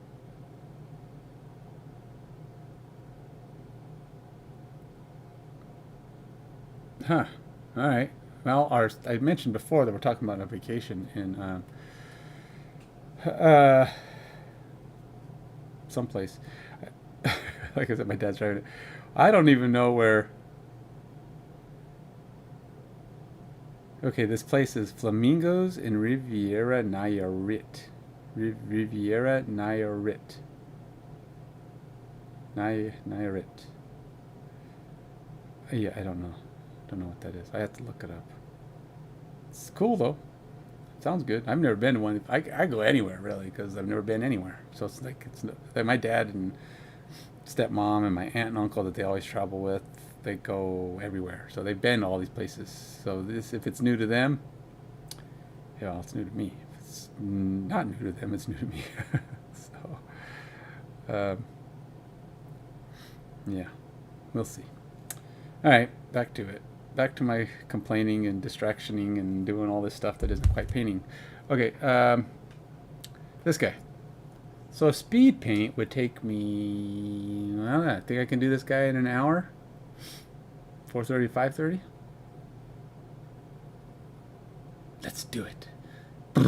I'm actually gonna start a timer. I'm gonna start a timer and see if I can do it. I actually have. I have another phone. What is the reason why people put timers on the screen? Because to prove that they're not cheating. I don't cheat, okay? If I say it's an hour, dang it.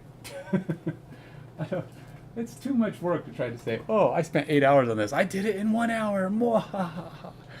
It's like, yeah, I'd have to be really good at that. Editing, saying, okay, this is exactly where it's facing this way. I can cut out everything between here and the next time I did that. And they'd be like, wait a minute, he has a lot more paint on him now than he did a second ago. What? I don't get it, man. That's not right.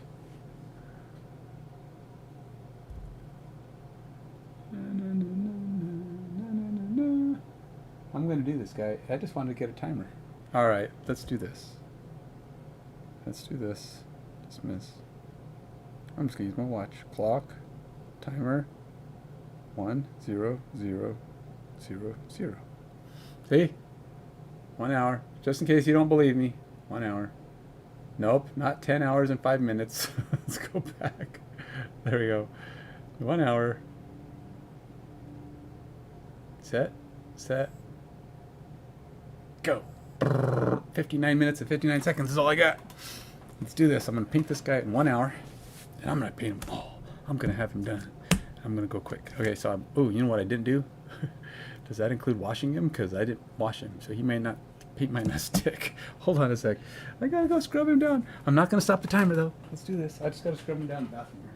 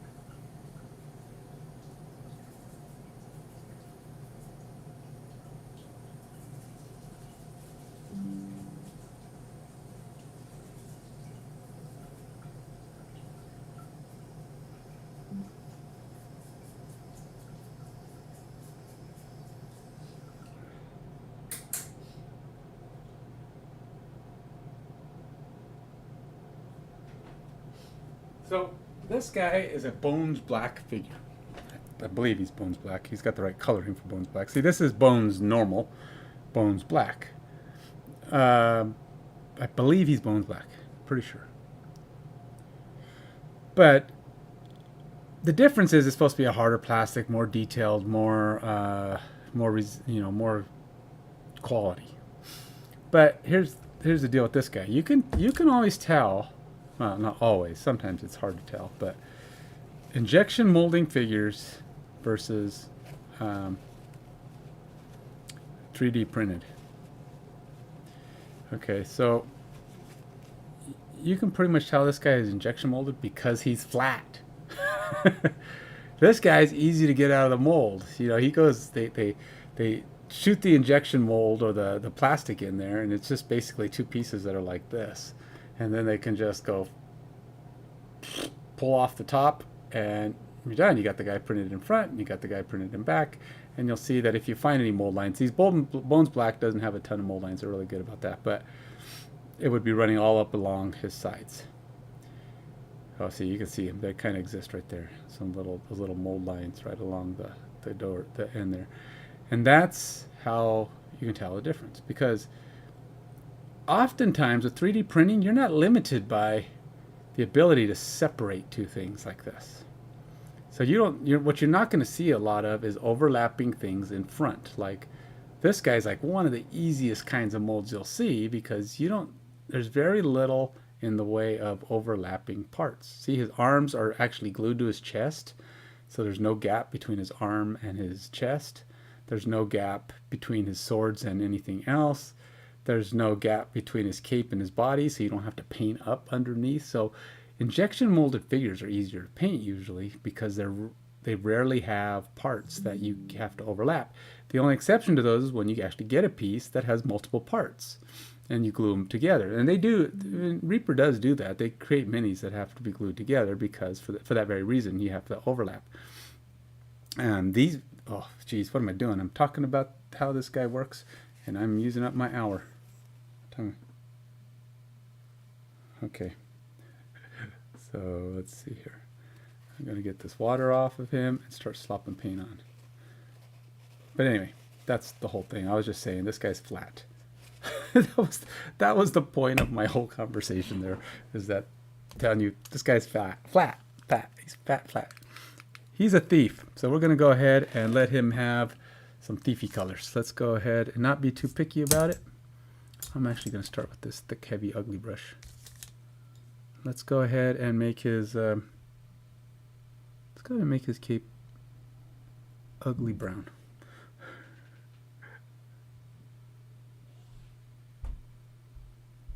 This is kind of a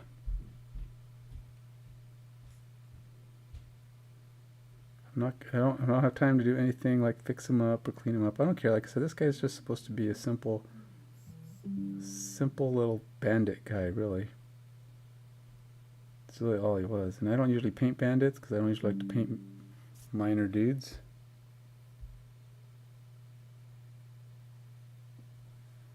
Hold on, I gotta reply to this.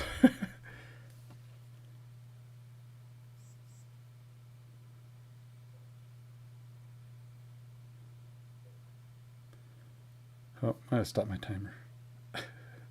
My dad said yes, so I've tried to. He said yes to the movie, so now I got 54 minutes, but I gotta stop it. Okay.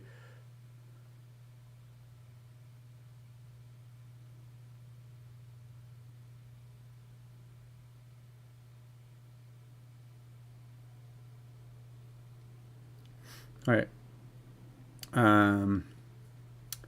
I'm gonna buy tickets for this movie. That's why I had to stop it. We got 722 Black Adam. Ooh, that's a big theater.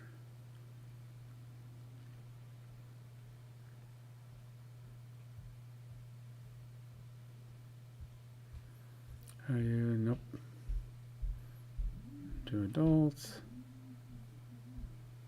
And I don't need to do that.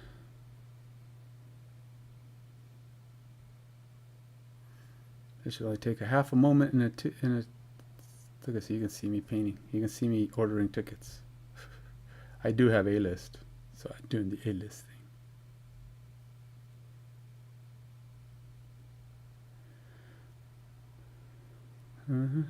Continue to purchase.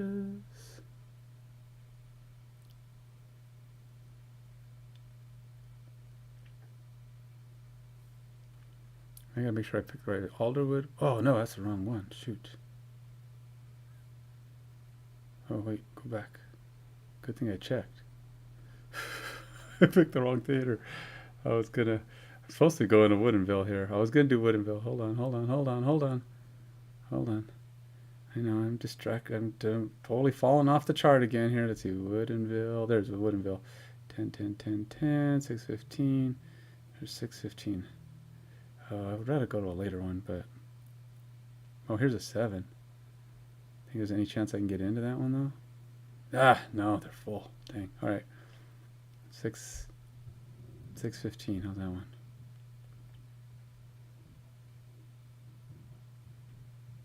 No, it's kind of full.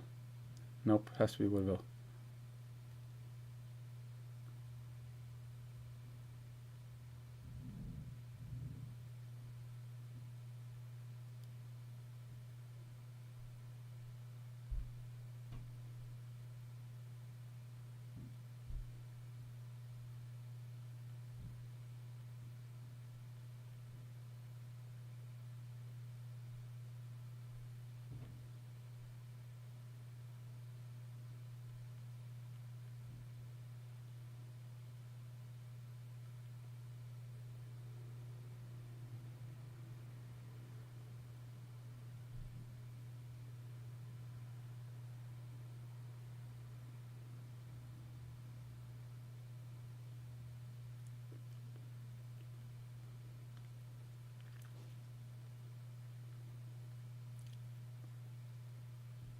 All right, so we'll do that. I'm going to go...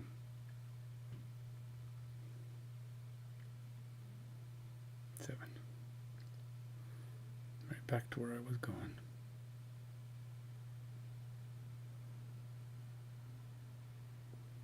Somebody just buy tickets. They're lamos.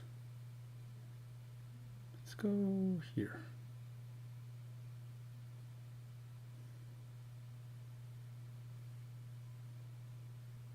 Oh, nope, go back. No! Continue. No. Yes. Continue.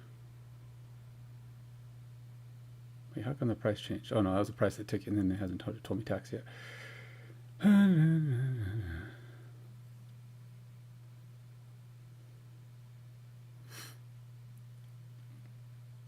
Alright, continue to purchase.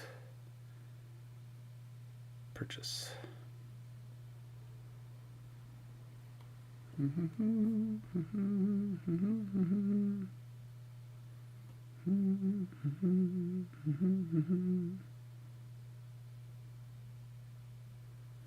Nope. All right, let's snap a picture, send that to him, and we will go right there.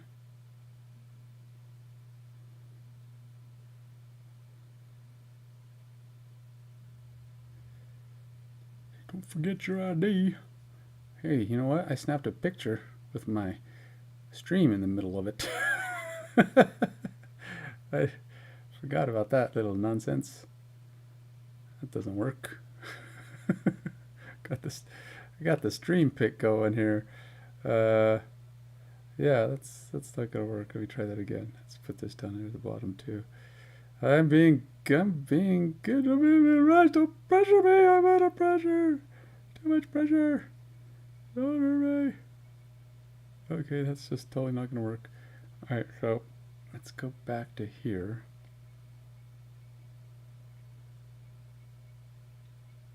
Let's put this up here. There you go. I can do that.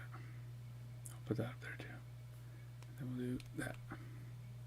And then I will edit it to cut that stuff off the top. There we go. Then I go back here And try that again.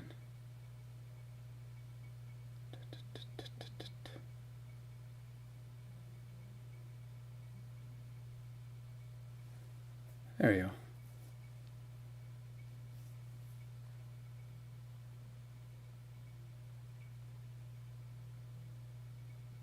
Did I actually get the whole part that I wanted on there? Probably not.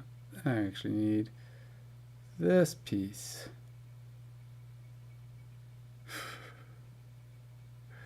He doesn't need his ID. I need my ID. Let's try that one more time. Okay. Now we got it. Now we got it. Now you get to watch me buy movie tickets.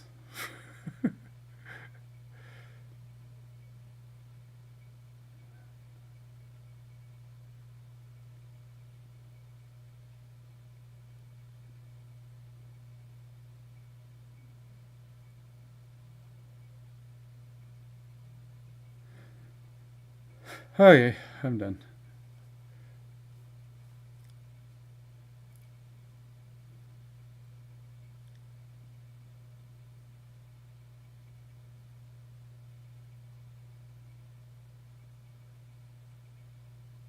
Huh. Okay, back to it.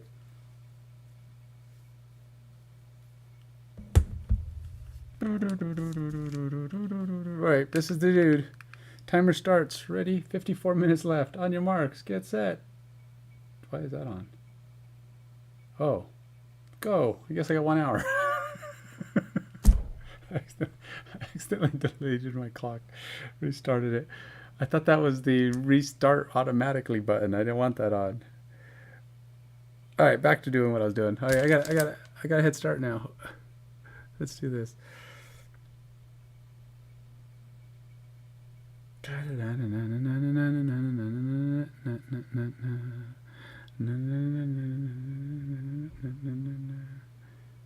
Alright, can't go slow. Don't want to be sloppy, but I don't want to go slow either. So it's probably not going to be, I mean, this is a 1 hour paint from a guy who doesn't know how to paint anything in 1 hour. So you're gonna, it's not going to be as impressive. Ah! I thought I dropped him, but it stuck to my finger. Alright, so, okay, I say as impressive. It won't be my best work, but hey, if I can get him to look decent, we'll see. And then I'll be happy, because it's really just about getting him to be adequately painted, so that he's not a character in our game that's, I kind of would like to stream our games, but it's kind of hard to do, because it would be a 1-camera stream and it would just be sitting, and I don't know if anybody else would be okay with it. I'd have to show up early and set it up, and I've done it. It's not impossible to do, I just don't know that it's, alright, I just got to get basic coats on everything, and then I can go back and try and do, if I have time, try and do some shading and stuff.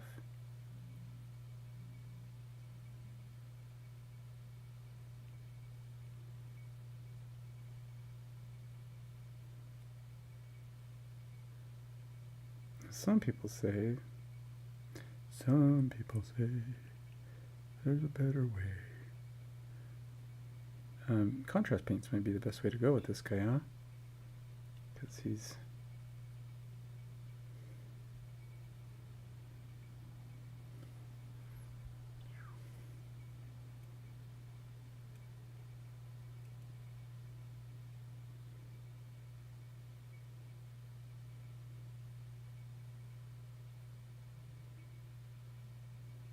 I don't know if I scrubbed him down well enough, to be honest. I feel like maybe I did not.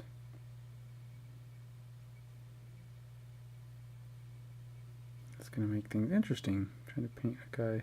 See oh, that's the other thing about Bones Black and Reaper, or Reaper minis in general, is they're supposed to be paintable.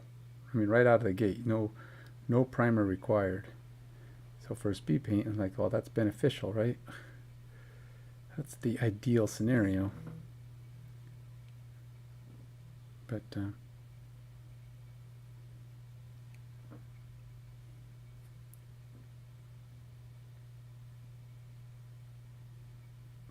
just getting this on his coat a little bit. That's all right.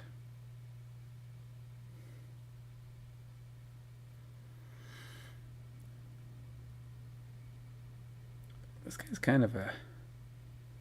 Yeah, look at him closely. I'm not totally sure he's even... What is he? Is he an elf? Kind of looks elfy. Kind of, sort of. That ear's less pointy than that ear. That ear seems kind of pointy. Alright, let's go on to another color. It's not done, but just getting that basics down. Let's go, what do we want to do? Let's go with the classic bad guy leather brown, huh?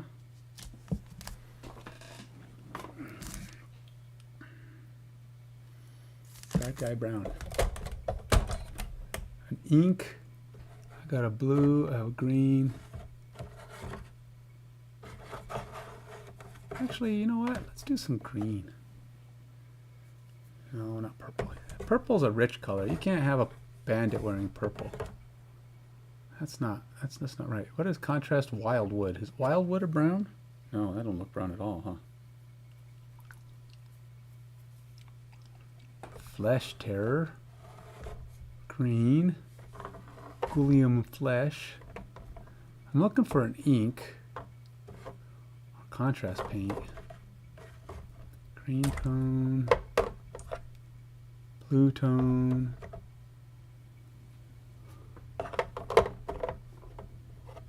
Green tone, blue tone, green tone.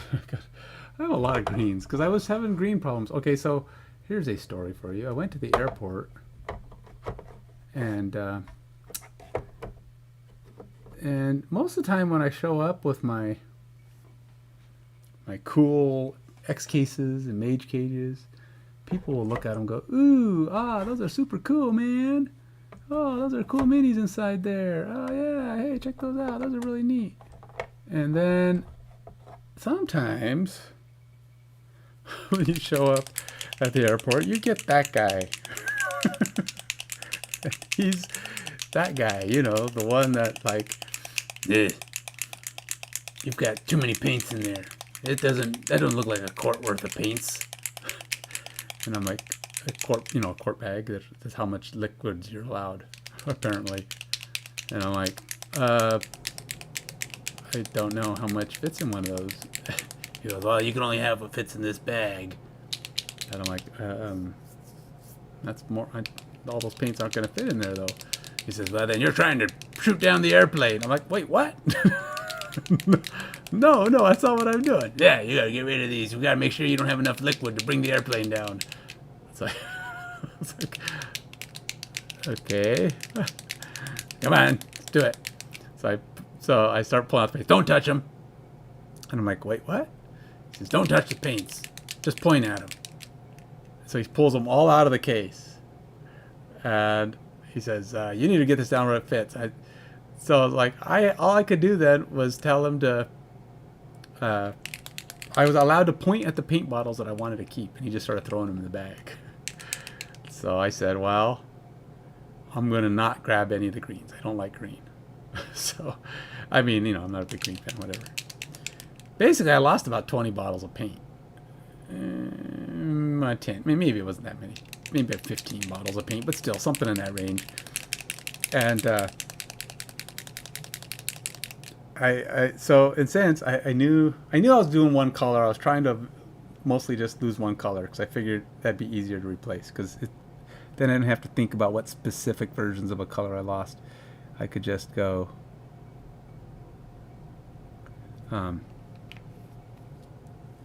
just go put whatever I wanted in there, and then I can just go buy a bunch of green because I knew I didn't have any green left. So I went and bought. So that's kind of why I have so many greens. When I was buying contrast paints and inks and other colors, I just said I'm going to buy a bunch of different greens because I need to refill all the greens I lost. I didn't take all my paints, so I had some at home still, but the ones I took, you know, most of them, the ones I lost, mostly a lot of them were green, and some browns because of course I didn't have that many greens. Because why would I take all one color? So I had a variety of stuff.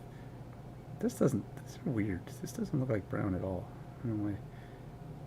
This is supposed to be werewolf brown, whatever the heck. Why brown? I thought werewolves were. I guess they could be brown. It's not a winter werewolf, I guess. Yeah, I'm not a huge fan of this. So anyway, I had to replace all my greens and a lot of my browns. I bought a lot of them, but I didn't buy all the browns I needed. Obviously, there's still plenty of browns and greens I need, and so live and learn. So now I go to the airport, try to make sure I have a quart, and if I have to take extra paints, I put them in my suitcase. I don't take them in my case, just in case I run into Mr. Grumpy Butt, who's going to make you think that you're going to take down the airplane with a bunch of bottles that are marked for painting. It's like, okay, if that's a thing, I suppose. Well, what can I do about it? It's like, yeah, we know you painter people. You're aggressive and always want to take down airplanes. Okie dokie. That's interesting. Interesting thought. So this paint is really, it does do good about going into the recesses of your characters, you know, creases and stuff. But this is not the kind of brown I was thinking of. This is a very light brown. Which means I gotta switch over to a regular paintbrush. That brush is just not gonna cut it.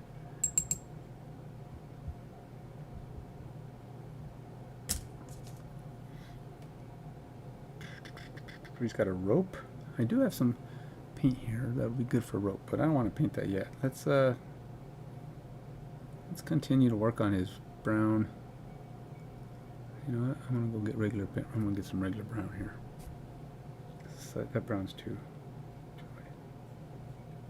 Just let it mix in a little bit while I'm putting it on. So if I do it with wet, it will should blend in a little bit. As long as I do it before it dries, the color will just look like it's more brown than I would have expected it. There we go.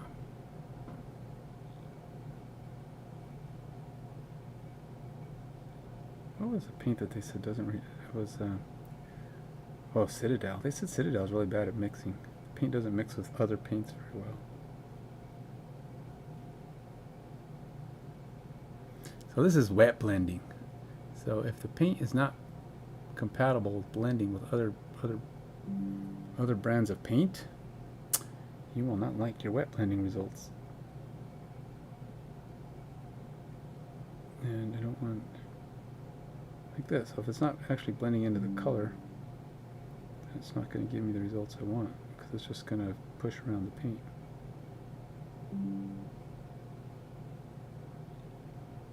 But it's definitely browner than that was.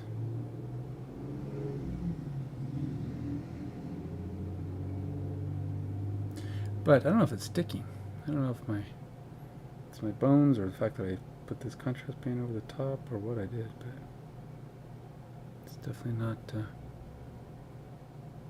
It could just be maybe my paint was too wet, whatever it is. I don't know. There we go. That's a little better.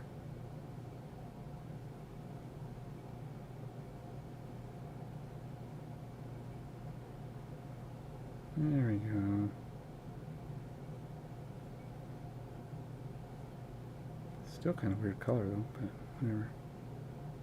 This looks very translucent. You can see the gray all the way through it.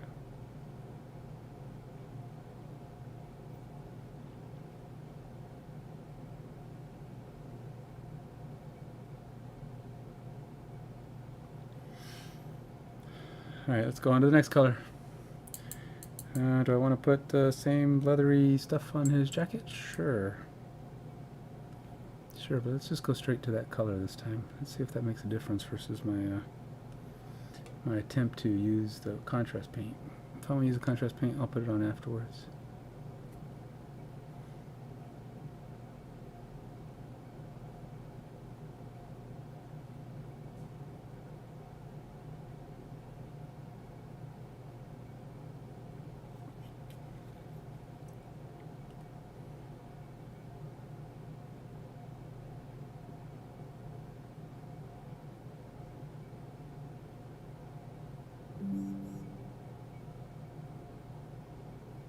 Na, na, na, na, na, na, na. Na, na, na, na, na, na.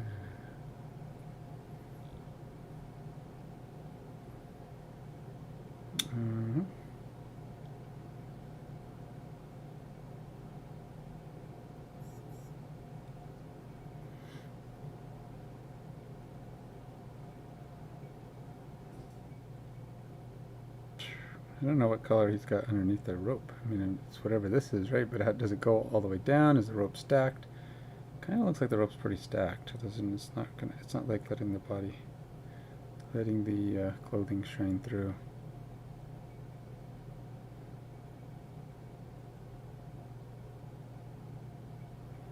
Trying to decide if what's shining through. His shirt seems to be.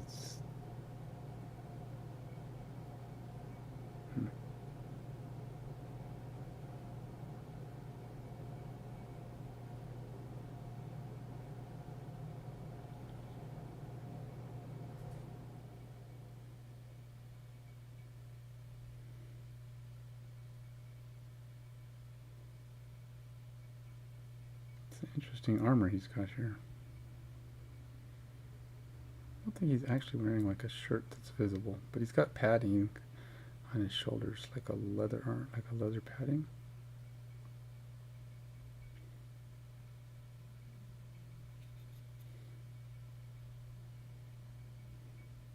I think maybe that'll be a black. Maybe.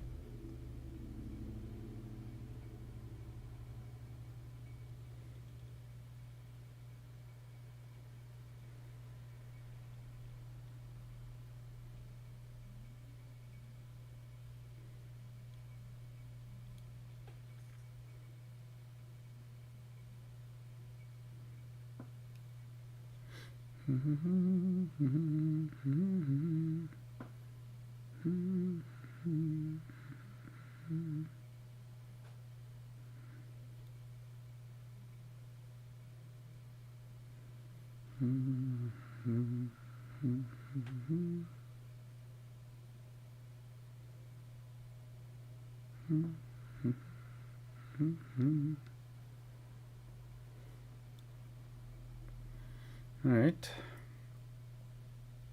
I don't know if I got it. No, I hope I did.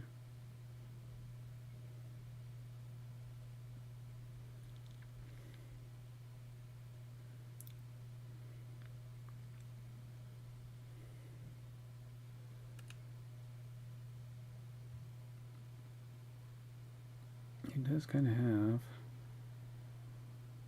No, see, I need to do more on that cloak. Cloak of his. It's missing. I didn't do the front. Cloak goes all the way around.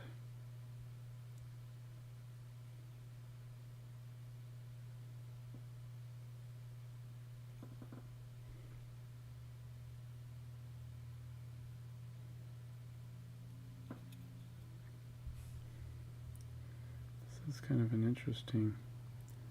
It's an interesting paint because it just leaves an interesting layer of the way the paint kind of pulls away.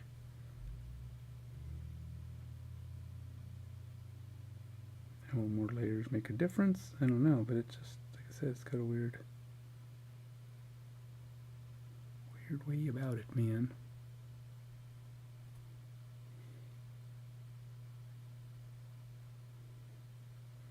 It does get darker when you get more paint on there, but it's just, like I said, it pulls from the.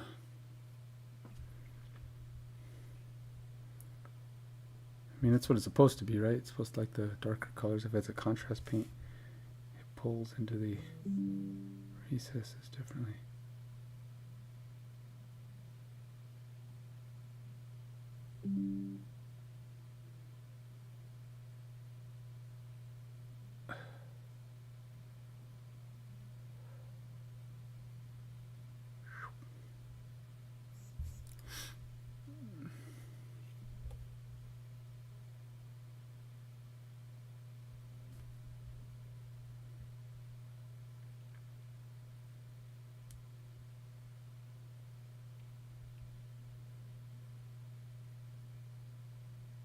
Alrighty.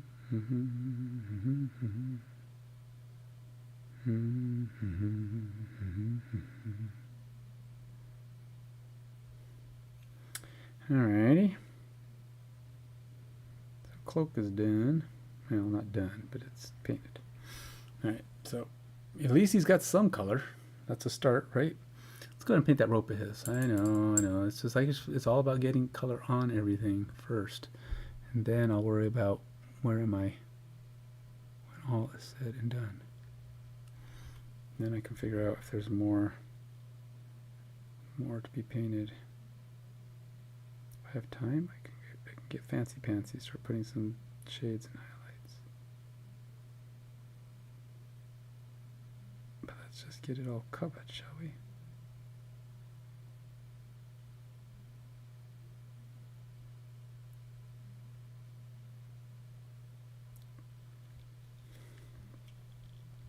So he's a thief, conveniently enough, carries his rope around with him. If I'd have known I had a rope, I wouldn't have needed to call that guy and push him off the cliff. It's a rope ladder, but you needed to have him throw it down for you. It's easier to use a rope to climb down than to climb up, right? Because you have to, how do you attach it to the up? Somebody has to climb up there and attach it. That's what you would think, right?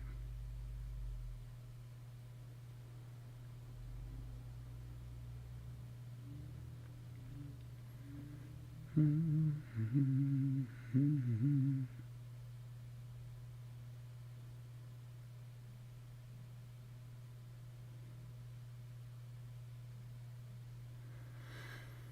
right, that's gonna have to be somewhat washed, but I'm okay with that right now.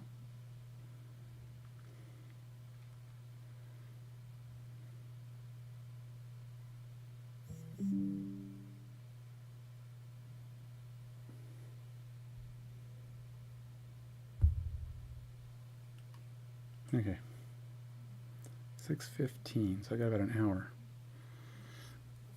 We got an hour before I have to be ready to leave.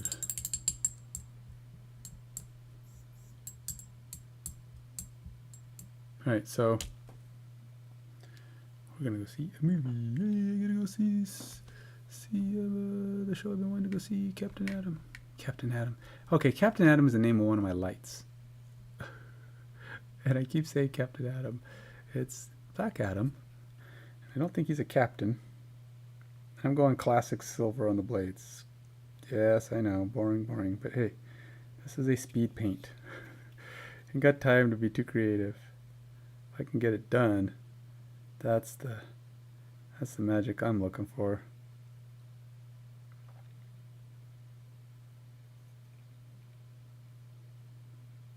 How much time we got left? 40 minutes. And what can I do in 40 minutes?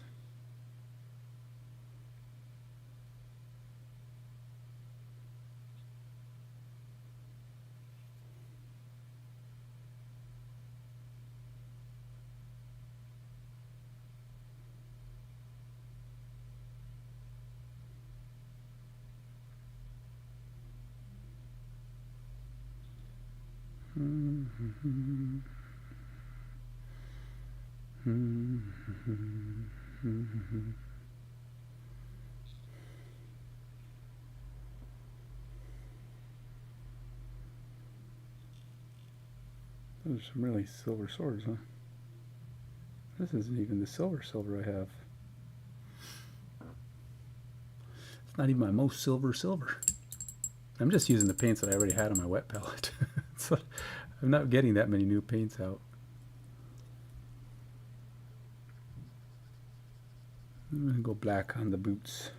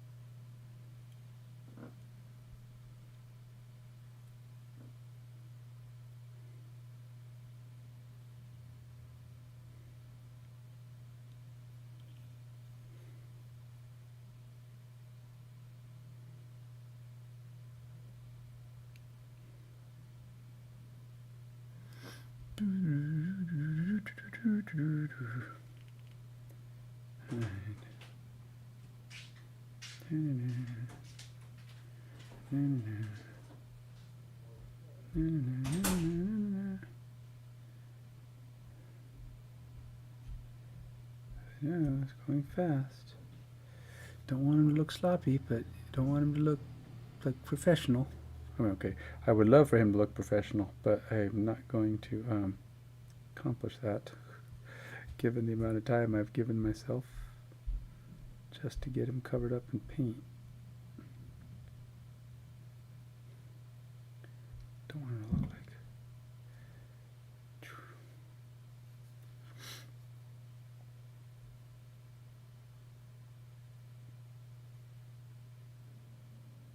The guy got a dagger in his boot? I think he... No, I don't know what the heck he's got in his boot. Maybe he does have something in his boot. I don't know what that is. It kind of looks like the hilt of a dagger, but then it's really wide.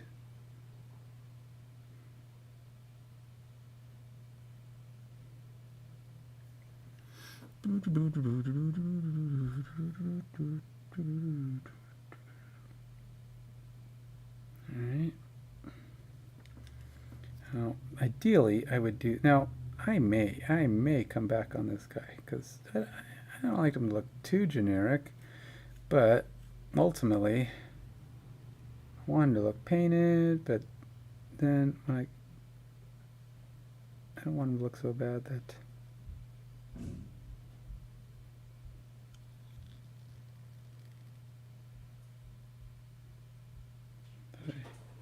You know, if I paint him, I want him to be like, you know, so we'll call this the dinner rush. I've done dinner rushes. I call them dinner rushes. It's when I do like a 1 hour speed paint at dinner time or lunchtime. Lunch rush. It's the lunch rush at dinner time, at lunchtime, of course. But I do these every now and then, and I usually fail. I rarely get them done in an hour. So, if I get this done in an hour, it'll be a first. Now, and usually it's only done in the sense that I don't have, you know, it's fully painted. That's about all I could say. Is it's fully painted at that time.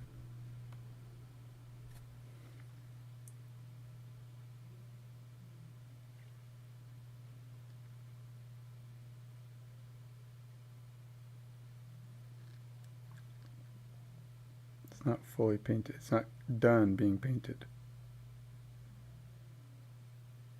As in, I have a hard time just saying, yeah, that's good enough. I'm more of a, that's good enough for now kind of guy. And then I'll look at it, I gotta put that back in my case and say I painted it? No, I gotta put some highlights on there, I gotta do some shading, I gotta do some stuff that I couldn't get done. So, yeah. I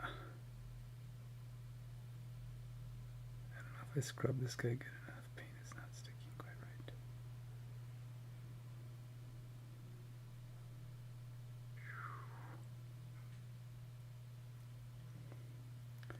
Let's paint the other one.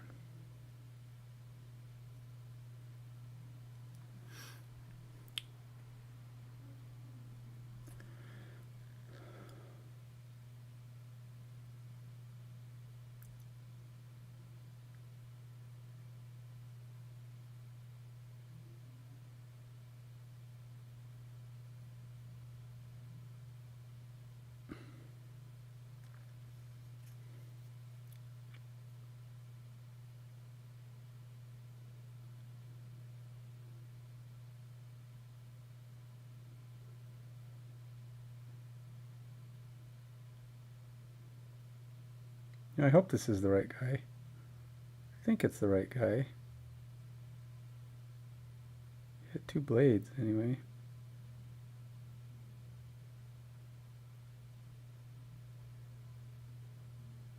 But I'm having my second thoughts. Is it the right guy?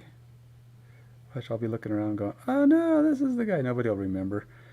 Nobody will remember. I'll show up with this guy and say, this is the guy. I just painted him. They're like, oh, cool. And one day they'll find another one. I'm going, That might have been the guy. It's like, oh well. Pretty sure this was the guy, but who knows?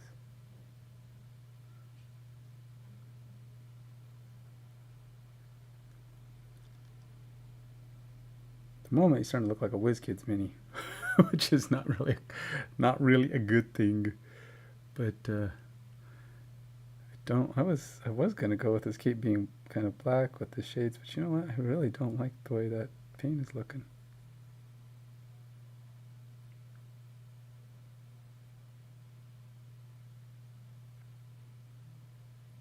It's just too, I don't know, too thin, too translucent, too something.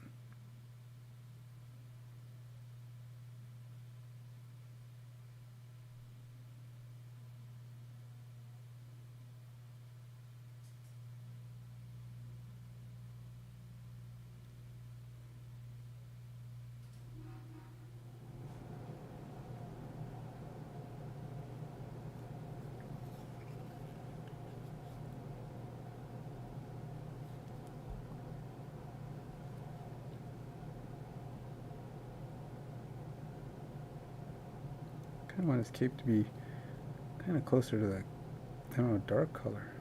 Like a smooth dark black or brown or...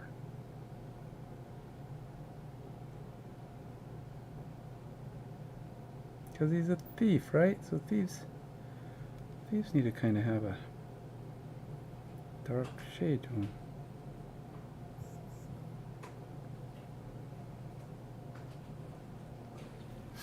Alright. I do gotta paint his jacket right though. I get some of this brown over here.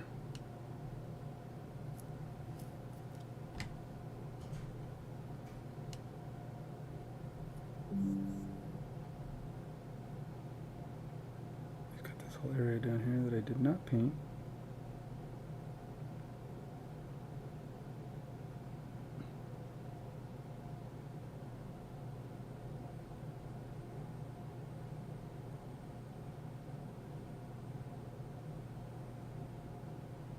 So I feel like that contrast paint, it's not bad paint, but it needs to be combined. It's not really a paint that's by itself enough. It's just too translucent too. It's a scale 75 one, and I haven't really used it as its own paint yet. It's the first time I've actually attempted to use it as its own paint.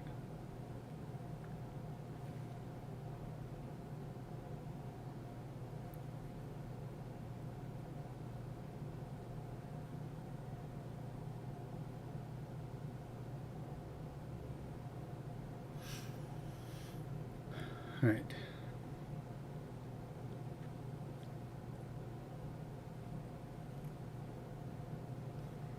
Let's do that in black too. His leathers, boots, his padding, all that stuff can be black.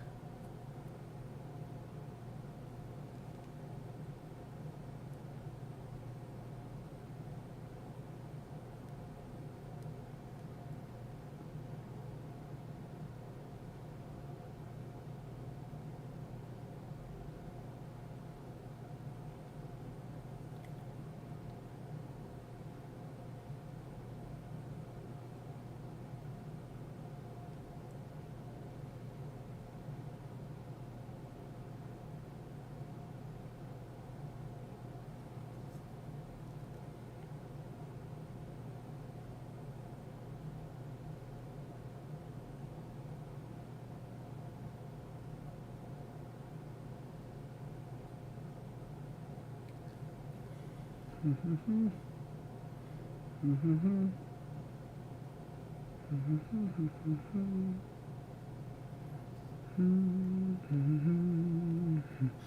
know, I don't even have my chat on, but that's right. I know nobody's really chatting with me. It's just, I know, I like to have it on, just in case.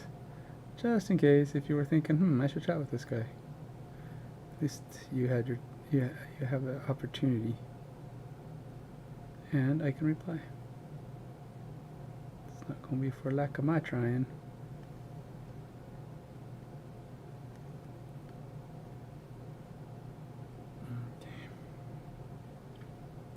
actually coming together pretty decent. As long as I don't get sloppy.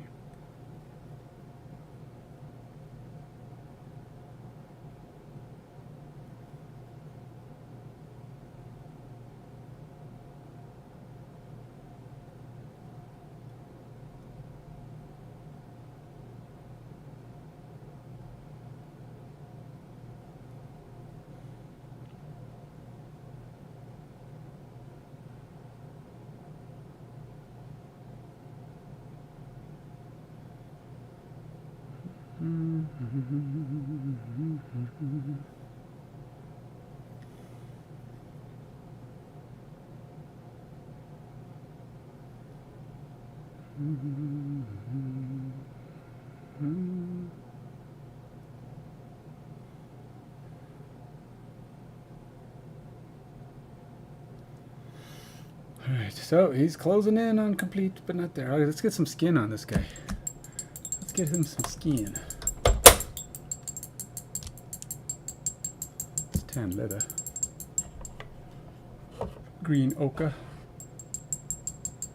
What did I hear that was like skin has a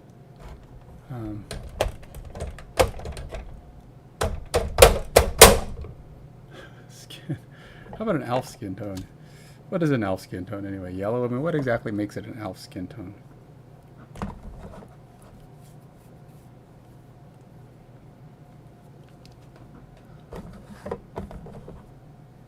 Elves can't have brown skin. What is it? It has to be yellowish.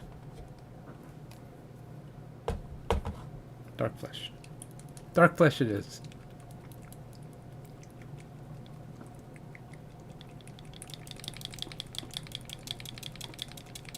The problem is, you're gonna be too close to what my character looks like because he is bald, and it's like, yeah, maybe that's too close. A bald. I don't know. Let's just go with this color. Don't have time to be picky, man. I'll tell you, I got 23 minutes. 23 minutes, it'll be 5:40. Okay, it's not too bad. We're getting there.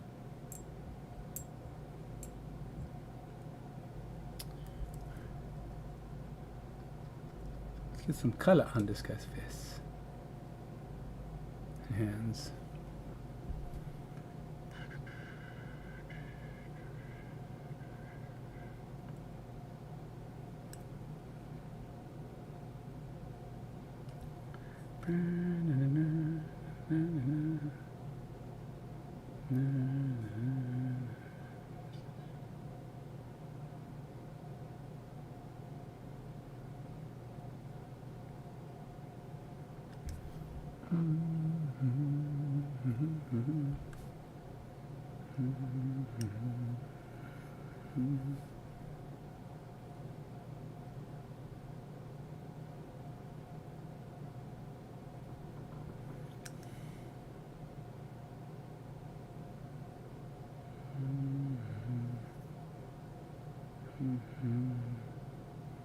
Alrighty, 23 minutes and counting. And I'm not done. I gotta get his hands done and his hilts done.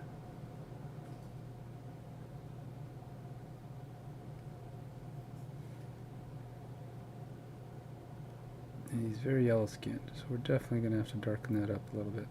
I do not want it to be that yellow skinned. It's way yellow. I don't know what that's supposed to be. Dark flesh? What the heck? It's like yellow, man. Nobody's skin is that yellow. It's not right. Something definitely not right about that at all.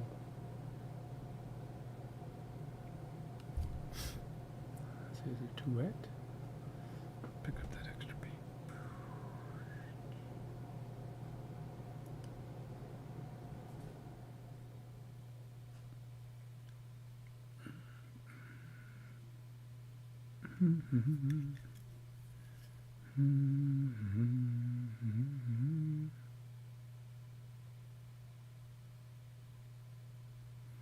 So this guy, character that I'm going to pretend that I am, or I'm pretending that that I am, he didn't really want to fight. He was being forced to. He didn't want to be a bandit. He was being coerced.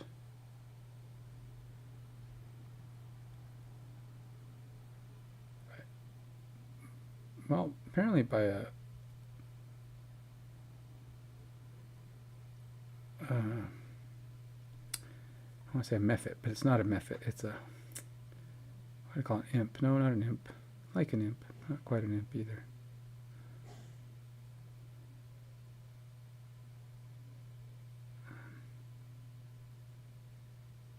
Basically a small demon guy, a small devilly guy. Who's taking kids hostage. I don't know what they're doing with them, but we're trying to put an end to that nonsense. Well, we are now. We didn't know that's what they were doing. Well, I heard rumors that that's what they were doing, but now we found these guys who were trying to kidnap me because they thought I was the nerve just because I'm short. And then I turned into a big dragonborn. Tried to intimidate him. Failed my check. It's like, that should be a given. I even did it with advantage and I still couldn't get the dang thing. Somebody does this big dramatic change.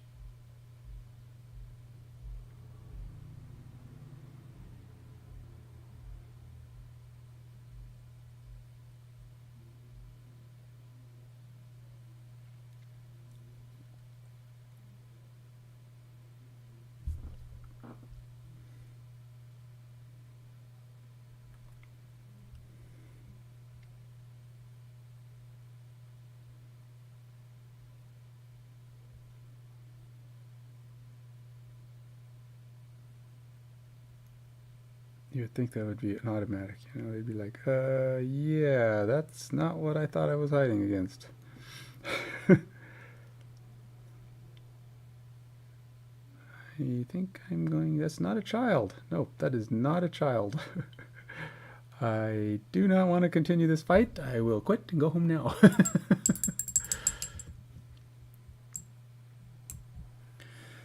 I mean, to me, that just seems like the given response, right? I mean, it's just like there's a natural fear of suddenly fighting something much bigger, scarier than you were intending to be fighting. Now, granted, maybe you're used to fighting stuff like that. I don't know. But I still feel like the natural response is something a little bit more startled, stunned, something. Not, oh, you rolled bad. I guess I'm not scared. Although that was pretty scary. It's like, it was scary, but apparently not so much as I thought.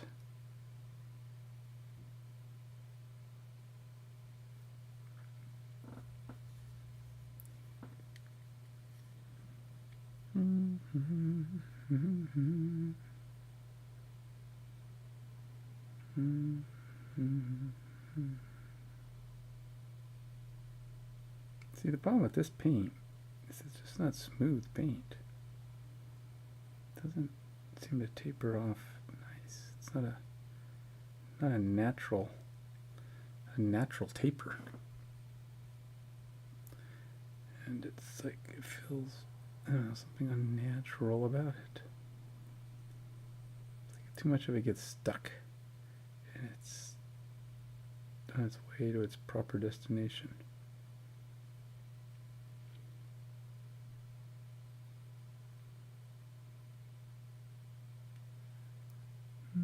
Oops. I don't know what I just touched, but I kind of touched the paint I wasn't aiming at.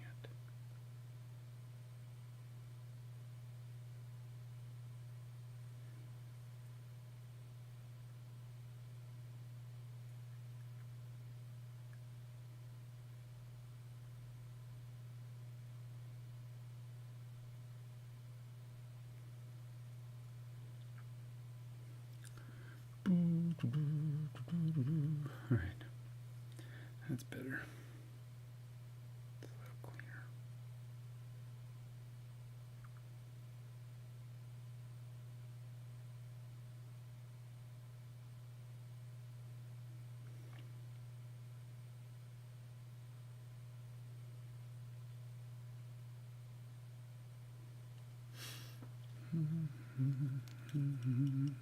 All right.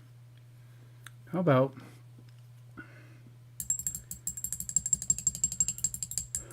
What does that road look like? Does that look like dirt?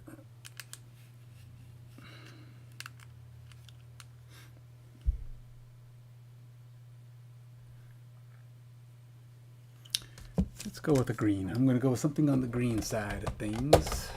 Yellow, green, or yellow. Sun yellow? Light yellow? Nope, nope. Not on, huh? It's orange. That's not what I want. Amarillo verde? Nope, it's buff. Dun, dun, dun, dun, dun, dun, dun, dun, dun. There it is. Amarillo verde. But it doesn't look that green either. It's no more green. It's like, that's pretty yellow.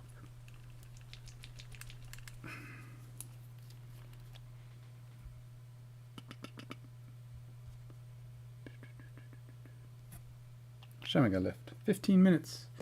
15 minutes and counting, sir.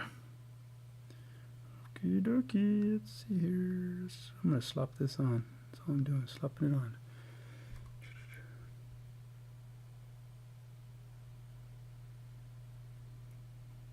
Yep, it's going to definitely need some more green. I will definitely be greening that green. That's right. I wanted it to be a light colored, friendlier color, not like mud. I was going for more of a grassy, dead grass look, but we'll see. Which I guess really in reality is not more green, it's more paler yellow is what it should be. But it's going to need some shading in it too.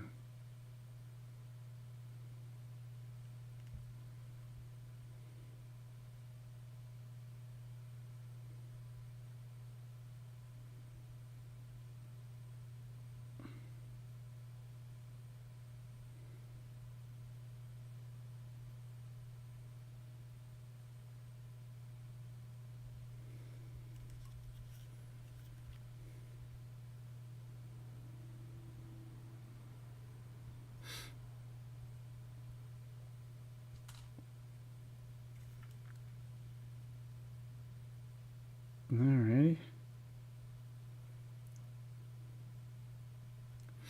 Let's put some, while that's drying, let's go ahead and base the base, shall we? Let's put the black trim. The black trim around the outside. My covering up the... And this base is truly a base. I mean, a lot of times these bases, they don't really do that. They're just flat. This is just an oval base they put on him. It's like a normal design. It's got like the base of a base. A lot of them, like I say, they don't do that. They're like this. See, this is what their bases usually are. It just looks like enough stuff to stand on. This guy's actually got a nice oval. It's concentric. It's the only difference is it's oval, and but it's got the sides of a base that you might actually buy, you know. It's almost the same as the one I just painted on my Etsy mini. On my bear.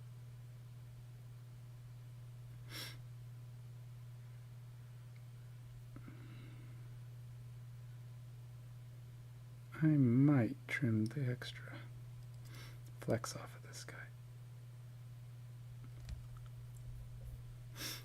I oftentimes will just leave it, but sometimes... There are no timers set. Yes, there is. You just don't know about it. I don't know why she answered that, why she said that, but... Sometimes she just likes to get involved in the conversation. She's kind of nosy that way. She says there's no timer set. I'm like, yes, there is.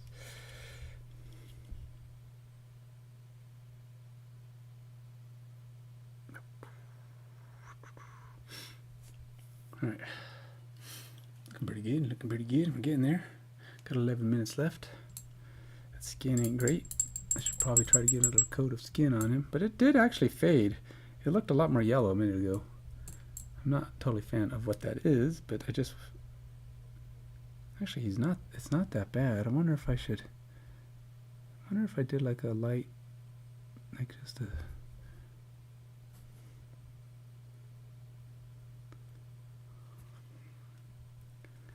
Let's do another coat.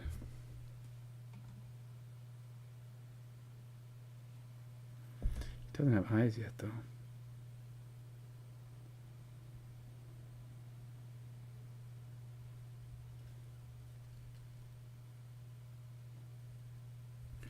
No eyes is not necessarily a good thing.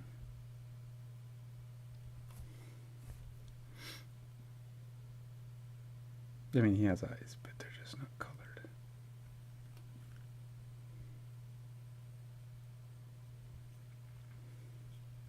And I still haven't done the hilts of the sword.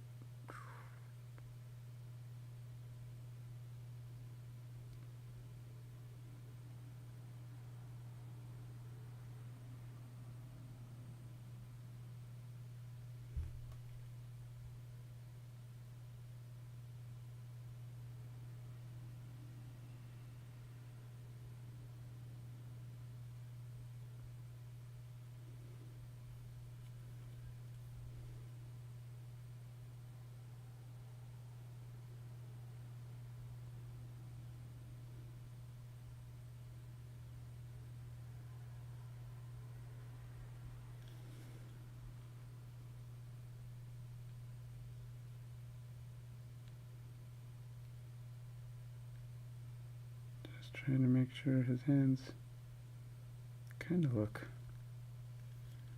you know, consistently colored.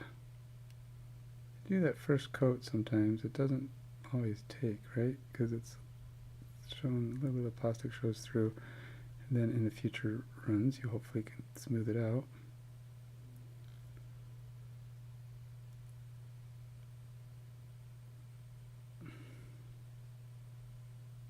What I didn't do is paint his fingernails, which he does have, I think. They do appear to exist.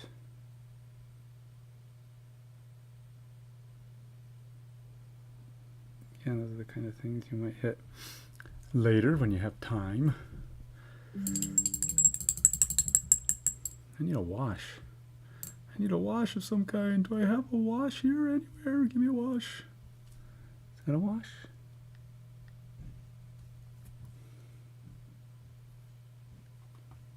Maybe.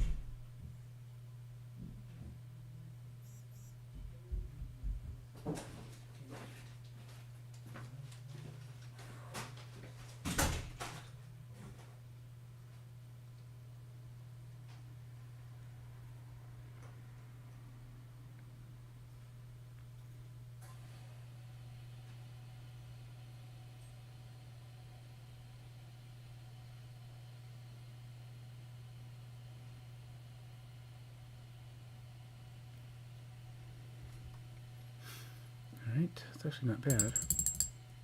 But I do want to soak up some of the extra. Don't want it to be that dark.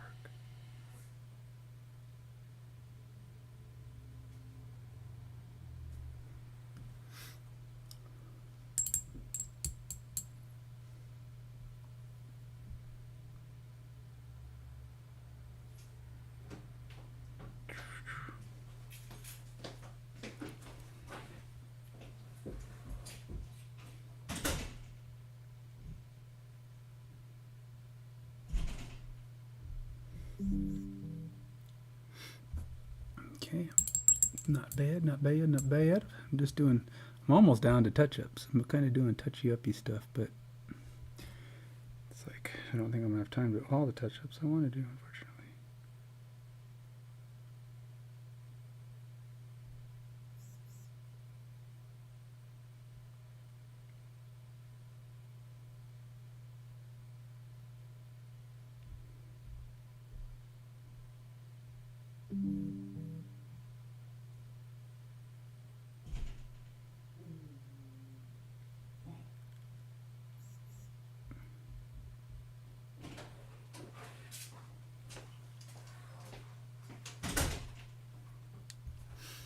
Alright, so I got his rope tie, his rope done.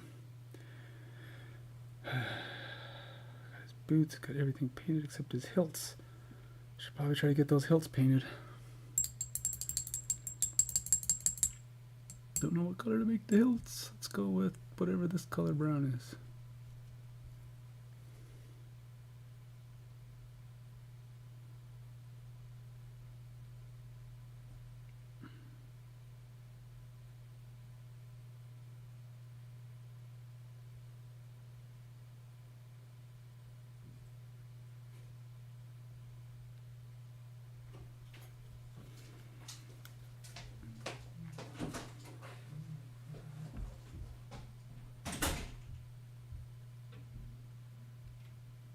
Are the hilts of swords always metal?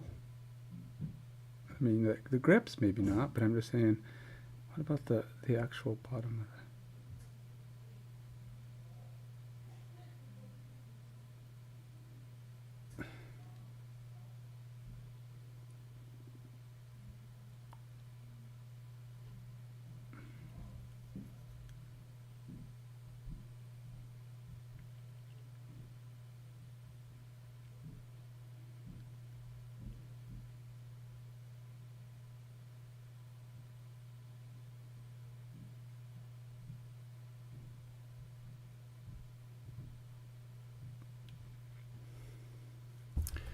Alright, let's see, did I get that blade all the way around? I did. Alright. Guess I should just go with, I don't know. I don't know what color to make that hilt. Let's just go black. Don't have time for anything else. Time is clicking away.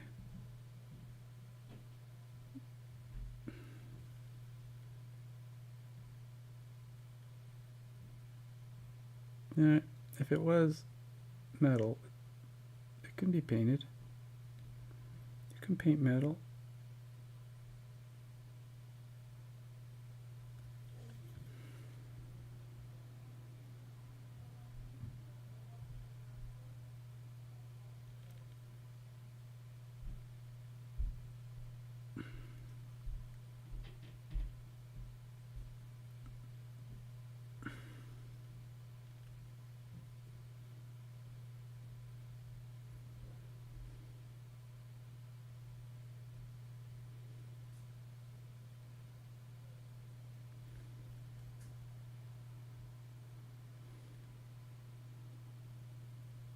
I'm gonna make this whole piece black, I feel like.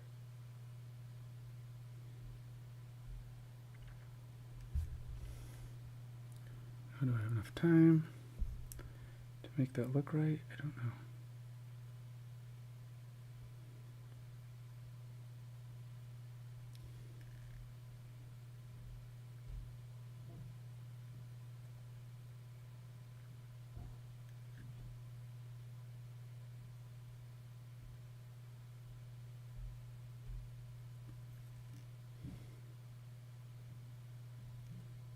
Command decisions when you're speed painting. You just gotta go, okay, this is what's happening, and hope that it's not the wrong thing to happen.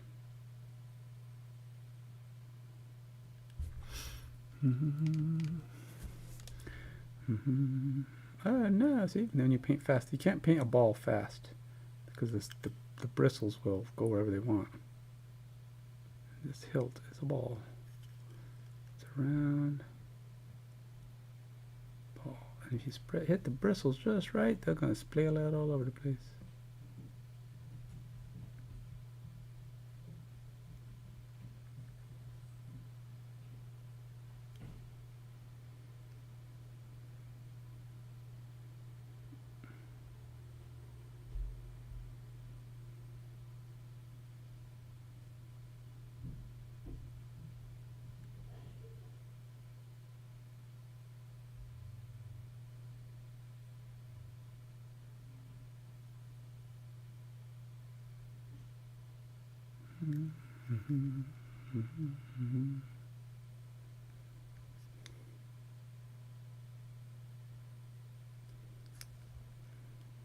So, question is, what can I do to make that design on that hilt show up? What can I do quickly? Because that's all I've got time for is quickly.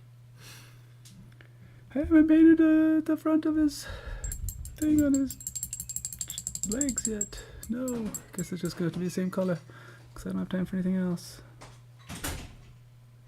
Let's go with that color.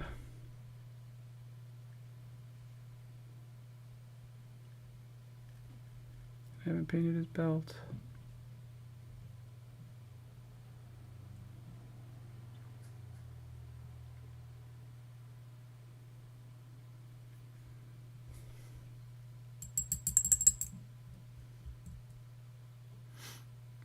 Let's go with, see what that does.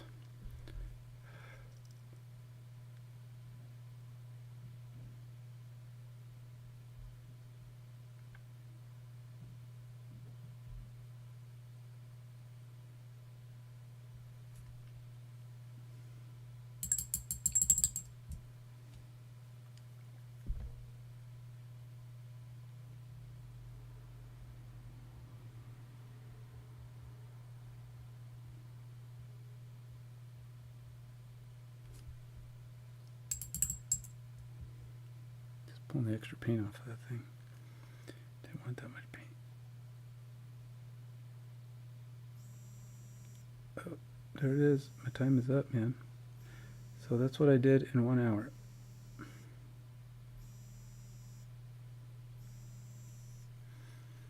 Plus the time it took me to make arrangements and do that first coat of stuff on his back. So there you go. That's kind of where he's at for tomorrow's little gaming. I think he came out alright for a 1 hour paint job. Thief. I mean, I could have painted it. I need to put some eyes on him, that kind of thing, but pff, way better than he was. Alright, I gotta call it. I gotta go get ready, get things going, maybe eat some dinner. So, hey, if you check this out in post, leave me messages, let me know what you think, and then follow me, and by all means check out the XCase. Go look at the go check it out on YouTube and on our Active Minds Games, and under Active Minds Games on Facebook and Instagram you'll see pictures and see all the details about it. So till next time, take it easy.